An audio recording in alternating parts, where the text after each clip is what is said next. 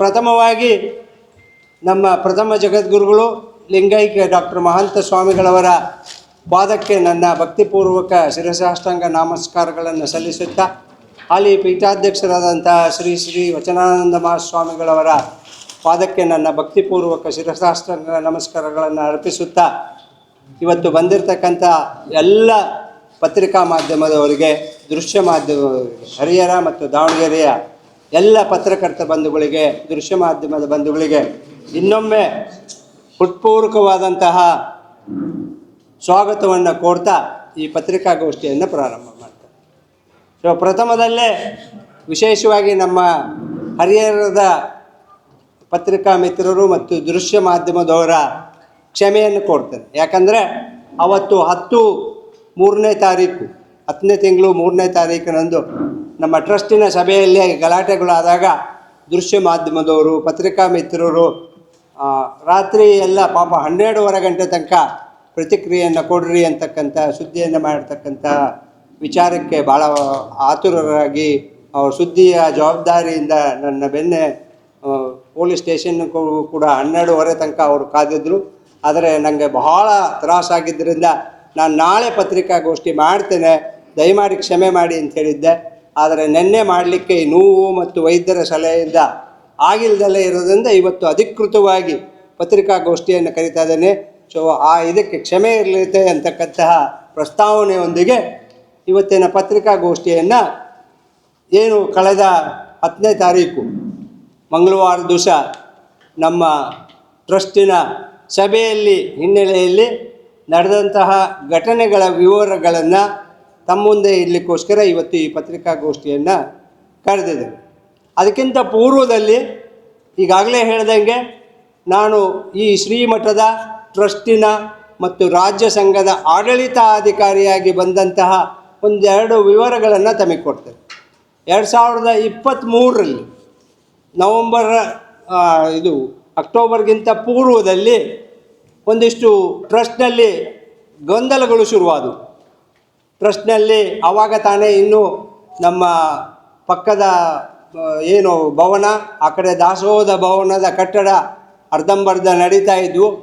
ಆ ಸಂದರ್ಭದಲ್ಲಿ ಒಂದಿಷ್ಟು ಸರ್ಕಾರದ ಅನುದಾನಗಳು ಬಂದಿರತಕ್ಕಂಥ ಸಂದರ್ಭದಲ್ಲಿ ಏನೋ ಒಂದಿಷ್ಟು ವ್ಯತ್ಯಾಸಗಳಾಗಿದ್ದಾವೆ, ಹಣಕಾಸಿನ ಏನೋ ಒಂದಿಷ್ಟು ಲೋಪಗಳಾಗಿದ್ದಾವೆ ಅಂತಕ್ಕಂತಹ ದೊಡ್ಡ ಒಂದು ಇದಾಗಿ ಅಲ್ಲೇನೋ ಒಂದು ಅವ್ಯವಹಾರಗಳಾಗಿದ್ದಾವೆ ಅಂತಕ್ಕಂತಹ ಇದರಲ್ಲಿ ಟ್ರಸ್ಟ್ನಲ್ಲಿ ಪದೇ ಪದೇ ಗಲಾಟೆಗಳು ಆಗ್ತಾಯಿದ್ವು. ಅದು ಭಾಳ ಗಂಭೀರ ಸ್ವರೂಪಕ್ಕೆ ಹೋಗಿ ನಮ್ಮ ಟ್ರಸ್ಟಿಗಳು ಮತ್ತು ಕಾರ್ಯದರ್ಶಿಗಳಾದಂಥ ಶ್ರೀಯುತ ಜ್ಯೋತಿ ಪ್ರಕಾಶ್ ಅವರು ಒಂದಿಷ್ಟು ದಾಖಲೆಗಳನ್ನು ತೆಗೆದು, ಇಲ್ಲ ಇವ್ರ ಮೇಲೆ ಟ್ರಸ್ಟಿನ ಪ್ರಧಾನ ಕಾರ್ಯದರ್ಶಿಗಳ ಮೇಲೆ ಕ್ರಮ ತಗೋಬೇಕು, ಇದೆಲ್ಲ ಹಿಂಗಾಗಿದೆ ಅಂಥೇಳಿ ಹೊನ್ನಾಳಿಗೆ ಬಂದು, ನಾನು ಆವಾಗ ಹೊನ್ನಾಳಿಯ ಗೌರವ ಅಧ್ಯಕ್ಷನಾಗಿ 2003ರಿಂದ ಸಂಘದಲ್ಲಿ ಕೆಲಸ ಮಾಡ್ಕೊಳ್ತಾ ರಾಜ್ಯ ಸಮಿತಿಯೊಂದಿಗೆ ಇವರೊಂದಿಗೆ ಸಮನ್ವಯಗಳನ್ನು ಸಾಧಿಸ್ಕೊಳ್ತಾ, ಯಾಕಂದರೆ ನಾನು ವೃತ್ತಿ ವೈದ್ಯನಾಗಿರೋದರಿಂದ ಬೆನ್ನೆಲುಬಾಗಿ ಅವ್ರಿಗೆ ನಿಂತ್ಕೊಂಡು ಕೆಲಸ ಮಾಡ್ತಾಯಿದ್ದೆ. ಇಲ್ಲ ನಾ ಹಿಂಗಾಗ್ಬಿಟ್ಟಿದೆ ಅಂಥೇಳಿ ಈಗಿನ ಹಾಲಿ ರಾಜ್ಯ ಪಂಚಮಸಾಲಿ ಸಂಘದ ಪ್ರಧಾನ ಕಾರ್ಯದರ್ಶಿಗಳಾಗಿರತಕ್ಕಂಥ ಪರಮೇಶ್ ಪಟ್ಟಣಶೆಟ್ಟಿ ಅವರು, ನಮ್ಮ ಟ್ರಸ್ಟಿನ ಕಾರ್ಯದರ್ಶಿಗಳಾದಂಥ ಶ್ರೀಯುತ ಜ್ಯೋತಿ ಪ್ರಕಾಶ್ ಅವರು ಈ ಹಿನ್ನೆಲೆಯಲ್ಲಿ ದಾಖಲೆಗಳೊಂದಿಗೆ ಹೊನ್ನಾಳಿಗೆ ಬಂದು, ಇಲ್ಲ ಇದು ಹಿಂಗಾಗುತ್ತೆ ಅಂತೆ. ನಾವೆಲ್ಲ ಒಂದಿಷ್ಟು ಜನ ಸೇರಿ, ಹೊನ್ನಾಳಿಯ ಸಂಘದ ಪ್ರಮುಖರು ಸೇರಿ, ಇದು ರಾಜ್ಯ ಸಂಘದ ಮರ್ಯಾದೆಯ ಪ್ರಶ್ನೆ, ರಾಜ್ಯ ಪಂಚಮಸಾಲಿ ಸಂಘದ ಜನರಿಗೆ ನಾವು ಸಂದೇಶವನ್ನು ಕೊಡಬೇಕಾಗಿದೆ, ಒಗ್ಗಟ್ಟಿನ ಪ್ರದೇಶವನ್ನು ಮಾಡಬೇಕಾಗಿದೆ, ಜೊತೆಗೆ ಆಗಿರ್ತಕ್ಕಂತಹ ಸರಿಯನ್ನು ಯಾವ ಕಾರಣಕ್ಕೂ ಒಪ್ಕೊಳ್ಳದಲ್ಲೇ ಸರಿ ಮಾಡಿಕೊಂಡು ಮುಂದಕ್ಕೆ ಹೋಗಬೇಕು ಅನ್ನೋ ದೃಷ್ಟಿಯಲ್ಲಿ ಅವೆಲ್ಲವನ್ನು ಅವಲೋಕಿಸಿ ಆಗಿನ ರಾಜ್ಯಾಧ್ಯಕ್ಷರಾದಂತಹ GP ಪಾಟೀಲ್ರು ಇಲ್ಕಲ್ನವರು ಅವರ ನೇತೃತ್ವದಲ್ಲಿ ಅನೇಕ ಟ್ರಸ್ಟಿಗಳು ಅವಾಗೆಲ್ಲ ಹೊನ್ನಾಳಿಗೆ ಸಭೆ ಕರೆದರು. ಯಾರು ತಪ್ಪು ಮಾಡಿದ್ದಾರೆ ಅವರು ಕೂಡ ನಮ್ಮೊತ್ತಿಗೆ ಬಂದುಬಿಟ್ಟು ಏನಾರ ಮಾಡಿ ಇದನ್ನು ಸರಿ ಮಾಡೋಣ, ನಾವು ತಪ್ಪನ್ನು ಒಪ್ಕೊಂಡು ತಿದ್ಕೊಳ್ತೇವೆ, ಸರಿ ಮಾಡ್ತೇವೆ, ಜಗಜ್ಜಾಹಿರ ಆಗೋದು ಬೇಡ, ವಿವಾದಗಳು ಸೃಷ್ಟಿ ಆಗೋದು ಬೇಡ ಅಂತ ಬೇಡಿಕೊಂಡ ಹಿನ್ನೆಲೆಯಲ್ಲಿ ಎಲ್ಲ ಪ್ರಮುಖರು ಸಭೆ ಸೇರಿ ನಿರ್ಣಯ ಮಾಡಿ ನಮ್ಮ ಸಂಘದ ಮಹಾಸಭೆಯನ್ನು ಕೂಡ ಹೊನ್ನಾಳಿನಲ್ಲೇ ಆಯೋಜನೆ ಮಾಡಿದ್ವಿ. ಅವತ್ತು ಆ ಮಹಾಸಭೆಯಲ್ಲಿ ಈ ಕಟ್ಟಡದಲ್ಲಿ ಏನು ಅವ್ಯವಹಾರ ಆಗಿದ್ದಾವೆ ಅದರ ಪರಿಶೀಲನೆ ಏನಾಗಿದೆ ಅದನ್ನೆಲ್ಲ ನಮ್ಮ ಡಾಕ್ಟ್ರ್ ಅವ್ರ ಜೊತೆಗೆ ಒಂದು ಸಮಿತಿ ಮಾಡೋಣ, ಅಂದರೆ ನನ್ನ ರಾಜ್ಕುಮಾರ್ ಅವರ ನೇತೃತ್ವದಾಗ ಒಂದು ಸಮಿತಿ ಮಾಡೋಣ, ಅದರ ವಿಚಾರಗಳನ್ನು ಅವರು ಸರಿ ಮಾಡ್ತಾರೆ, ನಾವು ಭರವಸೆ ಇಡೋಣ ಅಂಥೇಳಿ ಅವತ್ತಿನ ಮಹಾಸಭೆ ಕೂಡ ಯಶಸ್ವಿಯಾಗಿ ಭಾಳ ಚೆನ್ನಾಗಿ ನಡೀತು. ಆವತ್ತು ಮಹಾಸಭೆಯಲ್ಲೇ ಜಿ ಪಿ ಪಾಟೀಲರು ಮತ್ತು ಹಿರಿಯರು ಎಲ್ಲ ಸೇರಿ, ಇಲ್ಲ ನೀವು ಭಾಳ ಒಂದು ಸಮನ್ವಯ ಸಾಧಿಸ್ತೀರಿ, ಏನಾರ ಮಾಡಿ ನೀವು ಈ ಟ್ರಸ್ಟಿಗೆ ಆಡಳಿತಾಧಿಕಾರಿ ಆಗಬೇಕು ಅಂತೇಳಿ. ನಾನು ಇಲ್ಲ ಒಪ್ಕೊಳ್ಳಲ್ಲ, ನನ್ನ ವೃತ್ತಿ ಇದೆ, ಆಗಲೇ 67 ವರ್ಷ ಆಗಿದೆ ನನಗೆ, ಮತ್ತು ಹರಿಹರಕ್ಕೆಲ್ಲ ಓಡಾಡೋದು ಕಷ್ಟ ಆಗುತ್ತೆ, ಬೇಡ ಅಂತ ಹೇಳಿದೆ. ಇಲ್ಲ, ಭಾಳ ಒತ್ತಾಯ ಮಾಡಿದರು. ಅದರ ಜೊತೆಗೆ ರಾಜ್ಯ ಸಂಘದ ನೀವು ಆಡಳಿತಾಧಿಕಾರಿ ಆಗಬೇಕು ಅಂತೇಳಿ ಜಿ ಪಿ ಪಾಟೀಲರು ಪೂಜ್ಯರ ಸಮ್ಮುಖದಲ್ಲೇ ಘೋಷಣೆನೂ ಮಾಡಿಬಿಟ್ರು. ನಾನು ಒಪ್ಕೊಳ್ಳಿಲ್ಲ. ಟ್ರಸ್ಟ್ನಲ್ಲಿ 2 ಮೀಟಿಂಗಿಗೂ ನಾನು ಬಂದಾಗ, ಇಲ್ಲ ನಾನು ಸಹಕಾರ ಮಾಡ್ತೇನೆ ಇದು ಒಂದು ರಿಪೇರಿ ಮಾಡೋಕ್ಕೆ, ನಂಗೆ ಬೇಡ ಕಾರ್ಯಭಾವದಿಂದ ಅಂತ ಹೇಳಿದೆ. ಇಲ್ಲ, ಮಾಡಬೇಕು ಅಂದು. ಅವಾಗ ನಾನೊಂದು ಕಂಡೀಷನ್ ಹಾಕಿದ್ದೆ, ಆಯ್ತು ನಾನು ಬರ್ತೇನೆ, ಆದರೆ ಇವತ್ತಿನಿಂದ ಹಿಂದೇನಾಗಿದೆಯೋ ಗೊತ್ತಿಲ್ಲ, ಈ ಸಂಘಕ್ಕೆ 1 ರೂಪಾಯಿ ಬಂದರೂ ಕೂಡ ನಾವು ರಸೀದಿ ಹರಿಬೇಕು, 1 ರೂಪಾಯಿ ಖರ್ಚಾದರೂ ಕೂಡ ವೋಚರ್ ಇಡಬೇಕು. ಇದನ್ನು ನನಗೆ ಕೊಡೋದಾದರೆ ಹಿಂದಿರೋದನ್ನೆಲ್ಲ ಪರಿಶೀಲನೆ ಮಾಡೋಣ, ಎಲ್ಲರ ಸಮನ್ವಯ ಎಲ್ಲರ ಒಪ್ಪಿಗೆ ಮೇರೆಗೆ ಸರಿ ಮಾಡೋಣ ಅಂಥೇಳಿ ಅವತ್ತು ಆ ಕಟ್ಟಡದ ಏನು ಕೆಲಸ ಆಗಿದೆ, ಅದಕ್ಕೆ ಆಗಿರ್ತಕ್ಕಂತಹ ವೆಚ್ಚಗಳೇನು ಅಂತೇಳಿ 2 ರಿಟೈರ್ಡ್ ಎಕ್ಸಿಕ್ಯೂಟಿವ್ ಇಂಜಿನಿಯರ್ಲಿ ಎಸ್ಟಿಮೇಟ್ ಮಾಡಿ, ಬಂದ ಹಣಕ್ಕೂ ಅದಕ್ಕೂ ಸ್ವಲ್ಪ ವ್ಯತ್ಯಾಸ ಆಗಿದೆ. ಆದ್ದರಿಂದ ಪ್ರಧಾನ ಧರ್ಮದರ್ಶಿಗಳೇ, ಲೋಪಗಳು ಕೆಲಸ ಆಗಬೇಕಾದ್ರೆ, ದೊಡ್ಡ ಕೆಲಸ ಆಗಬೇಕಾದ್ರೆ ಸಹಜ, ಆದರೆ ನೀವು ಪ್ರಧಾನ ಧರ್ಮದರ್ಶಿಗಳಾಗಿ ನಿಮ್ಮ ಜವಾಬ್ದಾರಿ ಇತ್ತು. ಆದ್ದರಿಂದ ಇನ್ನೆಷ್ಟು ದುಡ್ಡು ಬರ್ತದೋ ಇನ್ನೇನಾಗುತ್ತೋ ಗೊತ್ತಿಲ್ಲ, ನೀವು ಆ 2 ಬಿಲ್ಡಿಂಗ್ಗಳ ಕೆಲಸವನ್ನು ಕೂಡ, ಏನು ಅತಿಥಿ ಗೃಹ ಹಾಕದ ದಾಸೋಹದ ಭವನದ ಕೆಲಸವನ್ನು ತಾವು ಕೈಲಿಂದ ಹಾಕ್ತಿರೋ, ಅವಾಗ ಸರ್ಕಾರದಿಂದ ಇನ್ನೊಂದು ಸ್ವಲ್ಪ ಹಣ ಬರಬೇಕಾಗಿತ್ತು. ಅವೆರಡನ್ನು ತೆಗೆದುಕೊಂಡು ಕಟ್ಟಡವನ್ನು ಪೂರ್ಣ ಮಾಡಿಕೊಡ್ಬೇಕು ಅಂತೇಳಿ ಎಲ್ಲ ಹಿರಿಯರು ಲೆಕ್ಕ ಮಾಡಿ ಅದನ್ನು ಫೈನಲ್ ಮಾಡಿದ್ವಿ. ಸಭೆಗಳು ಪ್ರಾರಂಭ ಆದವು.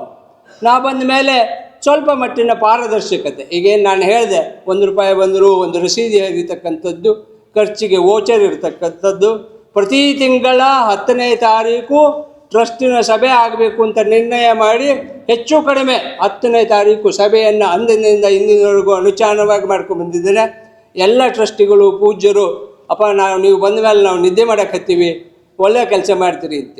ನಮ್ಮ ದಾವಣಗೆರೆಯ ಪ್ರಧಾನ ಕಾರ್ಯದರ್ಶಿಗಳು ಕಚ್ಚನಾಥ್ ಅವರು ಹೇಳ್ತಿರ್ತಾರೆ, ನೀವು ಆಡಳಿತ ಅಧಿಕಾರಿಗಳೆಲ್ಲ ಸಮನ್ವಯ ಅಧಿಕಾರಿಗಳಾಗಿ ಬಂದಿದ್ದೀರಿ, ಕೆಲಸ ಮಾಡ್ತಾಯಿದ್ದೀರಿ ಅಂತ. ಭಾಳ ಚೆನ್ನಾಗಿ ನಡೆದಿತ್ತು. ಕಳೆದ 3-4 ತಿಂಗಳಲ್ಲಿ ಆವಾಗ ಒಂದು ಕಂಡೀಷನ್ ಮಾಡಿದ್ವಿ ನಾವು, 6 ತಿಂಗಳಲ್ಲಿ ಈ ಬಿಲ್ಡಿಂಗನ್ನು ಮುಗಿಸ್ಕೊಡ್ಬೇಕು. 10ನೇ ತಿಂಗಳು 2023ನೇ ಇಸ್ವಿನಲ್ಲಿ 6 ತಿಂಗಳಲ್ಲಿ ಅತಿಥಿ ಗೃಹ ಮತ್ತು ದಾಸೋಹ ಭವನನ್ನು ಮುಗಿಸಿಕೊಡಬೇಕು ಅಂತಕ್ಕಂಥ ಕಂಡೀಷನನ್ನು ನಾನಲ್ಲ, ಇಡೀ ಟ್ರಸ್ಟಿಗಳು ಸಂಘದವರು ಸೇರಿ ತೀರ್ಮಾನ ಮಾಡಿದ್ವಿ. 6 ತಿಂಗಳು ಒಂದು ಸ್ವಲ್ಪ ಲೀನಿಯನ್ಸ್ ಕೊಟ್ಟು ಮಾಡ್ರಪ್ಪ, ಕೆಲಸ ಶುರು ಮಾಡಿರಿ ಅಂಥೇಳಿ ಹಗಲೆಲ್ಲ ಆಗ್ರಹ ಮಾಡ್ತಾಯಿದ್ವಿ. ಕಟ್ಟಡದ ಉಸ್ತುವಾರಿ ಯಾರು ನೋಡ್ತಾ ಇದ್ದಾರೆ ನೋಡ್ರಿ ಅಂದ್ವಿ. ಆ ಕಡೆ ಜೊತೆಗೆ ಸಂಘದಲ್ಲಿ ಟ್ರಸ್ಟ್ನಲ್ಲಿ ಪಾರದರ್ಶಕತೆ ತರಬೇಕು ಅಂತೇಳಿ ಅವಾಗ ಸೈನಿಂಗ್ ಅಥಾರಿಟಿ ಯಾವ ಕಾರಣಕ್ಕೂ ಗೊತ್ತಿಲ್ಲ, ಪ್ರಧಾನ ಧರ್ಮದರ್ಶಿಗಳು ಮತ್ತು ಚಂದ್ರಶೇಖರ್ ಪೂಜಾರ್ ಎಂಬುವರ ಹೆಸರಿಗಿತ್ತು. ನಮ್ಮ ಟ್ರಸ್ಟಿಗಳೇ ಪ್ರಧಾನ, ಇವರು ಏನು ಚಂದ್ರಶೇಖರ್ ಪೂಜಾರ್ ಇದ್ದಾರೆ, ಪ್ರಧಾನ ಧರ್ಮದರ್ಶಿಗಳ ಅಂತ BC ಉಮಾಪತಿಯವರ ಹೆಸರಿಗಿತ್ತು. ಇದು ಆಗೋದಿಲ್ಲ. ಟ್ರಸ್ಟಿನಲ್ಲಿ ಆ ಬೈಲಾ ಪ್ರಕಾರ ಇರಬೇಕಾಗಿರ್ತಕ್ಕಂಥ ರೀತಿಯಲ್ಲಿ ಇದು ಇರಬೇಕು ಅಂತೇಳಿ ರೆಸೊಲ್ಯೂಷನ್ ಮಾಡಿ, ಅದರಲ್ಲಿ ಒಂದು ಸಹಿಯನ್ನು ಆಡಳಿತಾಧಿಕಾರಿದು ಇರಬೇಕು ಅಂತೇಳಿ ತೀರ್ಮಾನ ಮಾಡಿದ್ರು. ಅಂದೇನೆ ಒಂದು 4-6 ಮೀಟಿಂಗ್ಗಳ ನಂತರ ಎಲ್ಲ ಲೆಕ್ಕಪತ್ರಗಳು, ಚೆಕ್ ಬುಕ್ಕುಗಳು, ದಾಖಲೆಗಳು, ಟ್ರಸ್ಟಿನ ಬೈಲಾಗಳು ಆಗಲಿ ಇನ್ನೊಂದಾಗಲಿ ಪೀಠದಲ್ಲೇ ಇಡಬೇಕು ಅಂಥೇಳಿ ಕೂಡ ರೆಸೊಲ್ಯೂಷನ್ ಮಾಡಿದ್ವಿ. ಯಾಕೋ ಏನೋ ಕಾರಣಕ್ಕೆ ನಮ್ಮ ಏನು ಇವಾಗ ಅಧಿಕಾರಗಳನ್ನು ವಹಿಸ್ಕೊಂಡಿದ್ದೀವಿ ಅದೊಂದು ಸ್ವಲ್ಪ ಇಲ್ಲ ಮಾಡ್ತೀವಿ ಅಂತೇಳಿ ರೆಸೊಲ್ಯೂಷನ್ ಆದರೂ ಕೂಡ ಬ್ಯಾಂಕಿಗೆ ಸೈನಿಂಗ್ ಅಥಾರಿಟಿ ಚೇಂಜ್ ಕೊಡಲಿಲ್ಲ, ರೆಕಾರ್ಡ್ಗಳನ್ನು ಒದಗಿಸಲಿಲ್ಲ. ಕಟ್ಟಡದ ಕೆಲಸವನ್ನು ಕೂಡ ಆಮೆಗತಿಯಲ್ಲಿ ಶುರು ಮಾಡಿದರು. ನಾವು ಪಾಪ, ಯಾಕೆಂದರೆ ಮನುಷ್ಯ ಜೀವನವೇ ಹಾಗೆ, ಅದು ಈ ಇಳಿ ವಯಸ್ಸಿನಲ್ಲಿ ನಮಗೆಲ್ಲ ಒಂದು ಇದಿದೆ, ಜೀವನ ಅಂತಕ್ಕಂಥದ್ದು ಹೊಂದಾಣಿಕೆ ಯಾವಾಗಲೂ ಕೂಡ ಅಂತೇಳಿ. ಬರೀ ಹೊಂದಾಣಿಕೆ ಮಾತ್ರ ಅಲ್ಲ, ಅದು ನಿರಂತರ ಹೊಂದಾಣಿಕೆ. It's not compromise, it's A perpetual compromise ಅಂತೆ. ಸೊ ಭಾಳ ಸಮಾಧಾನದಿಂದ ಹಲವು ತಿಂಗಳುಗಳ ಕಾಲ ನಾವು ಪ್ರಯತ್ನ ಮಾಡಿದ್ವಿ. ಸ್ವಲ್ಪ ಪ್ರೋಗ್ರೆಸ್ ಬರೋದು ಕಟ್ಟಡದ್ದು, ಹೋಗಲಿ ಬಿಡು ಆಗ್ತಾಯಿತ್ತು ಹೆಂಗಾರೆ ಆಗಲಿ ಅಂತೇಳಿ. ಕಳೆದ 4-6 ತಿಂಗಳಲ್ಲಿ ಒಂದು 5-6 ತಿಂಗಳು ಹಿಂದ್ಗಡೆ ನಾವು ನಿಶ್ಚಯ ಮಾಡಿದ್ವಿ, ಇಲ್ಲ ಇದು ಅಂತಿಮ ಗಡುವು ಕೊಡ್ತೇವೆ, ಇನ್ಮೇಲೆ ಯಾವುದೇ ಕಾರಣಕ್ಕೂ ಕೂಡ ಈ ಸಂಕ್ರಾಂತಿಗೆ ಉದ್ಘಾಟನೆ ಆಗಬೇಕು ಅಂತೇಳಿ. ಇಲ್ಲ ಅದು ಫ್ರಂಟ್ ಎಲಿವೇಶನ್ ಆಗೈತಿ, ಮೆಟೀರಿಯಲ್ ಬರಬೇಕು ಅಂದರು. ಆಗಲಿ ಬಿಡ್ರಿ ಹೋಗಲಿ, ಕೊನೆಗೆ ಯುಗಾದಿಗಂತೂ ಉದ್ಘಾಟನೆ ಮಾಡಿಬಿಡೋಣ. ಯುಗಾದಿಗೆ ನಮ್ಮ ಪ್ರಮುಖರನ್ನು ಕರೆಸಿಬಿಟ್ಟು ಒಂದು ರಾಜ್ಯ ಇವೆಂಟಾಗಿ ಈ ಬಿಲ್ಡಿಂಗನ್ನು ಓಪನ್ ಮಾಡಬೇಕು ಅಂತ ಹೇಳ್ಕಂಥ ಮಾಹಿತಿ. ಮತ್ತು ಏನೀಗ 2023ರಿಂದ ಇತ್ಲ ಕಡೆಗೆ ಲೆಕ್ಕಪತ್ರಗಳನ್ನು ಪಾರದರ್ಶಕ ಮಾಡಬೇಕು ಅಂತಿದ್ದೀವಿ. ಅದರದ್ದು ಅಷ್ಟು ಒಂಚೂರು ಲೆಕ್ಕಪತ್ರ ಸರಿ ಮಾಡ್ಕೊಳ್ಳಣ್ರಿ ಅಂಥೇಳಿ ವಿಶೇಷವಾಗಿ ನಮ್ಮ ಪ್ರಧಾನ ಧರ್ಮದರ್ಶಿಗಳನ್ನು ಒಳಗೊಂಡು, ಕಾರ್ಯದರ್ಶಿಗಳನ್ನು ಒಳಗೊಂಡು ಆಗ್ರಹಪೂರ್ವಕವಾಗಿ ವಿನಂತಿ ಮಾಡಿಕೊಳ್ತಾ ಪ್ರಯತ್ನ ಮಾಡಿದ್ವಿ. ಈ ಹಿನ್ನೆಲೆಯಲ್ಲಿ ಕಳೆದ ತಿಂಗಳು ಹರಜಾತ್ರೆ ಮಾಡಿದ್ವಿ. ಆವಾಗ ಒಂದು 2-3 ತಿಂಗಳು ಅದರಲ್ಲೂ ಇದಾಗ ಹೋಗ್ಬಿಡ್ತು. ಕಳೆದ ತಿಂಗಳು 2ನೇ ತಾರೀಕು 10ನೇ ತಾರೀಕು 2ನೇ ತಿಂಗಳಂದು ಸಭೆ ಕರೆದಾಗ ಅವತ್ತು ಈ ಕಟ್ಟಡದ ವಿಷಯ ಪ್ರಸ್ತಾಪ ಆಗುತ್ತೆ, ಲೆಕ್ಕಪತ್ರದ ಪ್ರಸ್ತಾಪ ಆಗುತ್ತೆ ಅಂಥೇಳಿ ಯಾರೋ ಏನೋ ಭಾಳ ದೊಡ್ಡ ಸಂಖ್ಯೆಯಲ್ಲಿ ಒಂದು 150 ಜನರನ್ನು ಸೇರಿಸಿ ಸಭೆಯನ್ನು ಅದರಲ್ಲಿ ಒಂದು ಸಣ್ಣ ಮಾಹಿತಿಯನ್ನು ನಿಮಗೆ ಕೊಡ್ತಾರೆ. ಈ ಸರಿ ಹರಜಾತ್ರೆ ನಾವು ಸರಳವಾಗಿ ಮಾಡಿ ಕಟ್ಟಡದ ಉದ್ಘಾಟನೆಯನ್ನು ಭಾಳ ಚೆನ್ನಾಗಿ ಮಾಡಬೇಕು ಅಂತಕ್ಕಂಥ ಹಿನ್ನೆಲೆಯಲ್ಲಿ ಸ್ವಲ್ಪ ಸರಳತೆಯನ್ನು ಇಟ್ಕೋಬೇಕು ಅಂತಿದ್ವಿ. ಆದರೆ ನಮ್ಮೆಲ್ಲರ ಪುಣ್ಯ ಅಥವಾ ಮಹಂತ ಸ್ವಾಮಿಗಳವರ ಆಶೀರ್ವಾದ, ಪವಾಡ, ಈ ಸಾರಿ ಹರಜಾತ್ರೆಗೆ ಯಾರನ್ನು ಅಧ್ಯಕ್ಷರು ಮಾಡಬೇಕು ಅಂಥೇಳಿ ಆಯ್ಕೆ ಮಾಡಬೇಕು ಅಂತೇಳಿ ಕುಂತಾಗ ಡಾಕ್ಟರ್ ಬಸವರಾಜ್ ವೀರಾಪುರ ಅವ್ರನ್ನ, ಯಾರು ಸರ್ಜನ್ ಇದ್ದಾರೆ, ಸಣ್ಣ ವಯಸ್ಸಿನವರು ಇದ್ದಾರೆ, 11 ಆಸ್ಪತ್ರೆಗಳನ್ನು ದಾವಣಗೆರೆ, ಈ ಹಾವೇರಿ, ಆ ಕಡೆ ವಿಜಯನಗರ ಜಿಲ್ಲೆಗಳಲ್ಲಿ ನಡೆಸ್ತಾ ಇದ್ದಾರೆ, 13 ಔಷಧಿ ಅಂಗಡಿಗಳನ್ನು ನಡೆಸ್ತಾ ಇದ್ದಾರೆ, ವಿವಿಧ ಉದ್ಯಮಗಳು ಇದ್ದಾವೆ, ಅವರು ರೆಸಾರ್ಟ್ಸು, ಆಮೇಲೆ ಆಲ್ಕೋಹಾಲ್ ಫ್ಯಾಕ್ಟ್ರೀಸು, ಈ ಥರದ್ದೆಲ್ಲ ಅನೇಕ ಇರ್ತಕ್ಕಂಥವ್ರು ನಮ್ಮ ರಾಜ್ಯಾಧ್ಯಕ್ಷರಾಗಿ, ಹರಜಾತ್ರೆಯ ರಾಜ್ಯಾಧ್ಯಕ್ಷರಾಗಿ ಆಯ್ಕೆ ಮಾಡಿದ್ವಿ. ಅವರು ಉತ್ಸಾಹ, ಪೂಜ್ಯರು ಸೇರ್ಕೊಂಡ್ಬಿಟ್ಟು ನಮ್ಮ ರಾಜ್ಯಾಧ್ಯಕ್ಷರು ಮತ್ತು AK-47 ಅಂತೇಳಿ ಖ್ಯಾತಿ ಗಳಿಸಿರ್ತಕ್ಕಂಥ ಸೋಮನಗೌಡರು ಅಡ್ಡಾಡಿದ್ದರ ಪರಿಣಾಮವಾಗಿ ಸುಮಾರು 500 ಹಳ್ಳಿಗಳಿಗೆ, ಸುಮಾರು 100 ತಾಲೂಕುಗಳಿಗೆ, 21 ಜಿಲ್ಲೆಗಳಿಗೆ ಪ್ರವಾಸ ಮಾಡಿದ್ದರ ಪರಿಣಾಮವಾಗಿ 14ನೇ ತಾರೀಕು ಜನವರಿಯಂದು ಕೋವಿಡ್ ನಂತರದ ಒಂದು ಅಭೂತಪೂರ್ವವಾದಂಥ ಹರಜಾತ್ರೆ ಆಯಿತು. ಸ್ವಲ್ಪ ದೊಡ್ಡ ಮಟ್ಟದಲ್ಲೇ ಆಗ್ತಕ್ಕಂತಹ ಕೆಲಸ ಆಯಿತು. ಆ ಹಿನ್ನೆಲೆಯಲ್ಲಿ ಆಗಲಿ ಬಿಡು, ಈ ಸರಿ ನಾನು ಆಗಲೇ ಹೇಳ್ದಂಗೆ 2ನೇ ತಾರೀಕು ಆ ಸಭೆ ಕೊಡಬೇಕಾದ್ರೆ ಡಾಕ್ಟ್ರು ನಾವು ಎಲ್ಲ ಮಾತಾಡಿದ್ವಿ. ನಾನು ಆಗಲೇ ಹೇಳ್ದಂಗೆ ಎಲ್ಲವೂ ಪಾರದರ್ಶಕ ಇರಬೇಕು. ಜಾತ್ರೆ ಆದ ತಕ್ಷಣ ನೀವು ಲೆಕ್ಕ ಕೊಟ್ಟುಬಿಡ್ಬೇಕು. ಹರಜಾತ್ರೆಗೇ ಒಂದು ಸಮಿತಿ ಮಾಡಿದ್ವಿ. ಸಂಗ್ರಹ, ಖರ್ಚು, ವೆಚ್ಚ ಅವತ್ತು ಕೊಟ್ಬಿಡ್ರಿ, ಹೆಂಗೋ ಸಭೆ ಸೇರ್ತೀವಿ ಸರ್, ನಾವು ಒಂದಿಷ್ಟು ಜನ ಅಭಿಮಾನಿಗಳನ್ನು ಕರಿತೀವಿ, ಲೆಕ್ಕಪತ್ರ 1 ಗಂಟೆ ಕೊಡ್ತೀವಿ, 3 ಗಂಟೆ ಟ್ರಸ್ಟ್ ಸಭೆ ಇರ್ತದೆ ಅಂಥೇಳಿ ನಾವೆಲ್ಲ ನಿರ್ಧಾರ ಮಾಡಿದ್ವಿ. ಆಗ್ಲಪ್ಪ ಒಂದು 25-30 ಜನ ಅಂದರೆ ದುಡ್ಡು ಕೊಟ್ಟರು, ಯಾರ್ಯಾರು ಸಹಾಯ ಮಾಡಿದವರು ಇದ್ದಾರೆ, ಅವ್ರು ಕರಿತೀವಿ ಅಂತೇಳಿ ಅವರು ಕರೆದಿದ್ರು. ಅದಕ್ಕಿಂತ ಜಾಸ್ತಿಯಾಗಿ ಇವರೇನೋ ಮಾಡ್ತಾರೆ ಅಂಥೇಳಿ ಇನ್ನೊಂದಿಷ್ಟು ಜನ ಅವರು ಬಂದರು. ಆವತ್ತು ಸಭೆ ಗೊಂದಲದ ಗೂಡಾಯಿತು.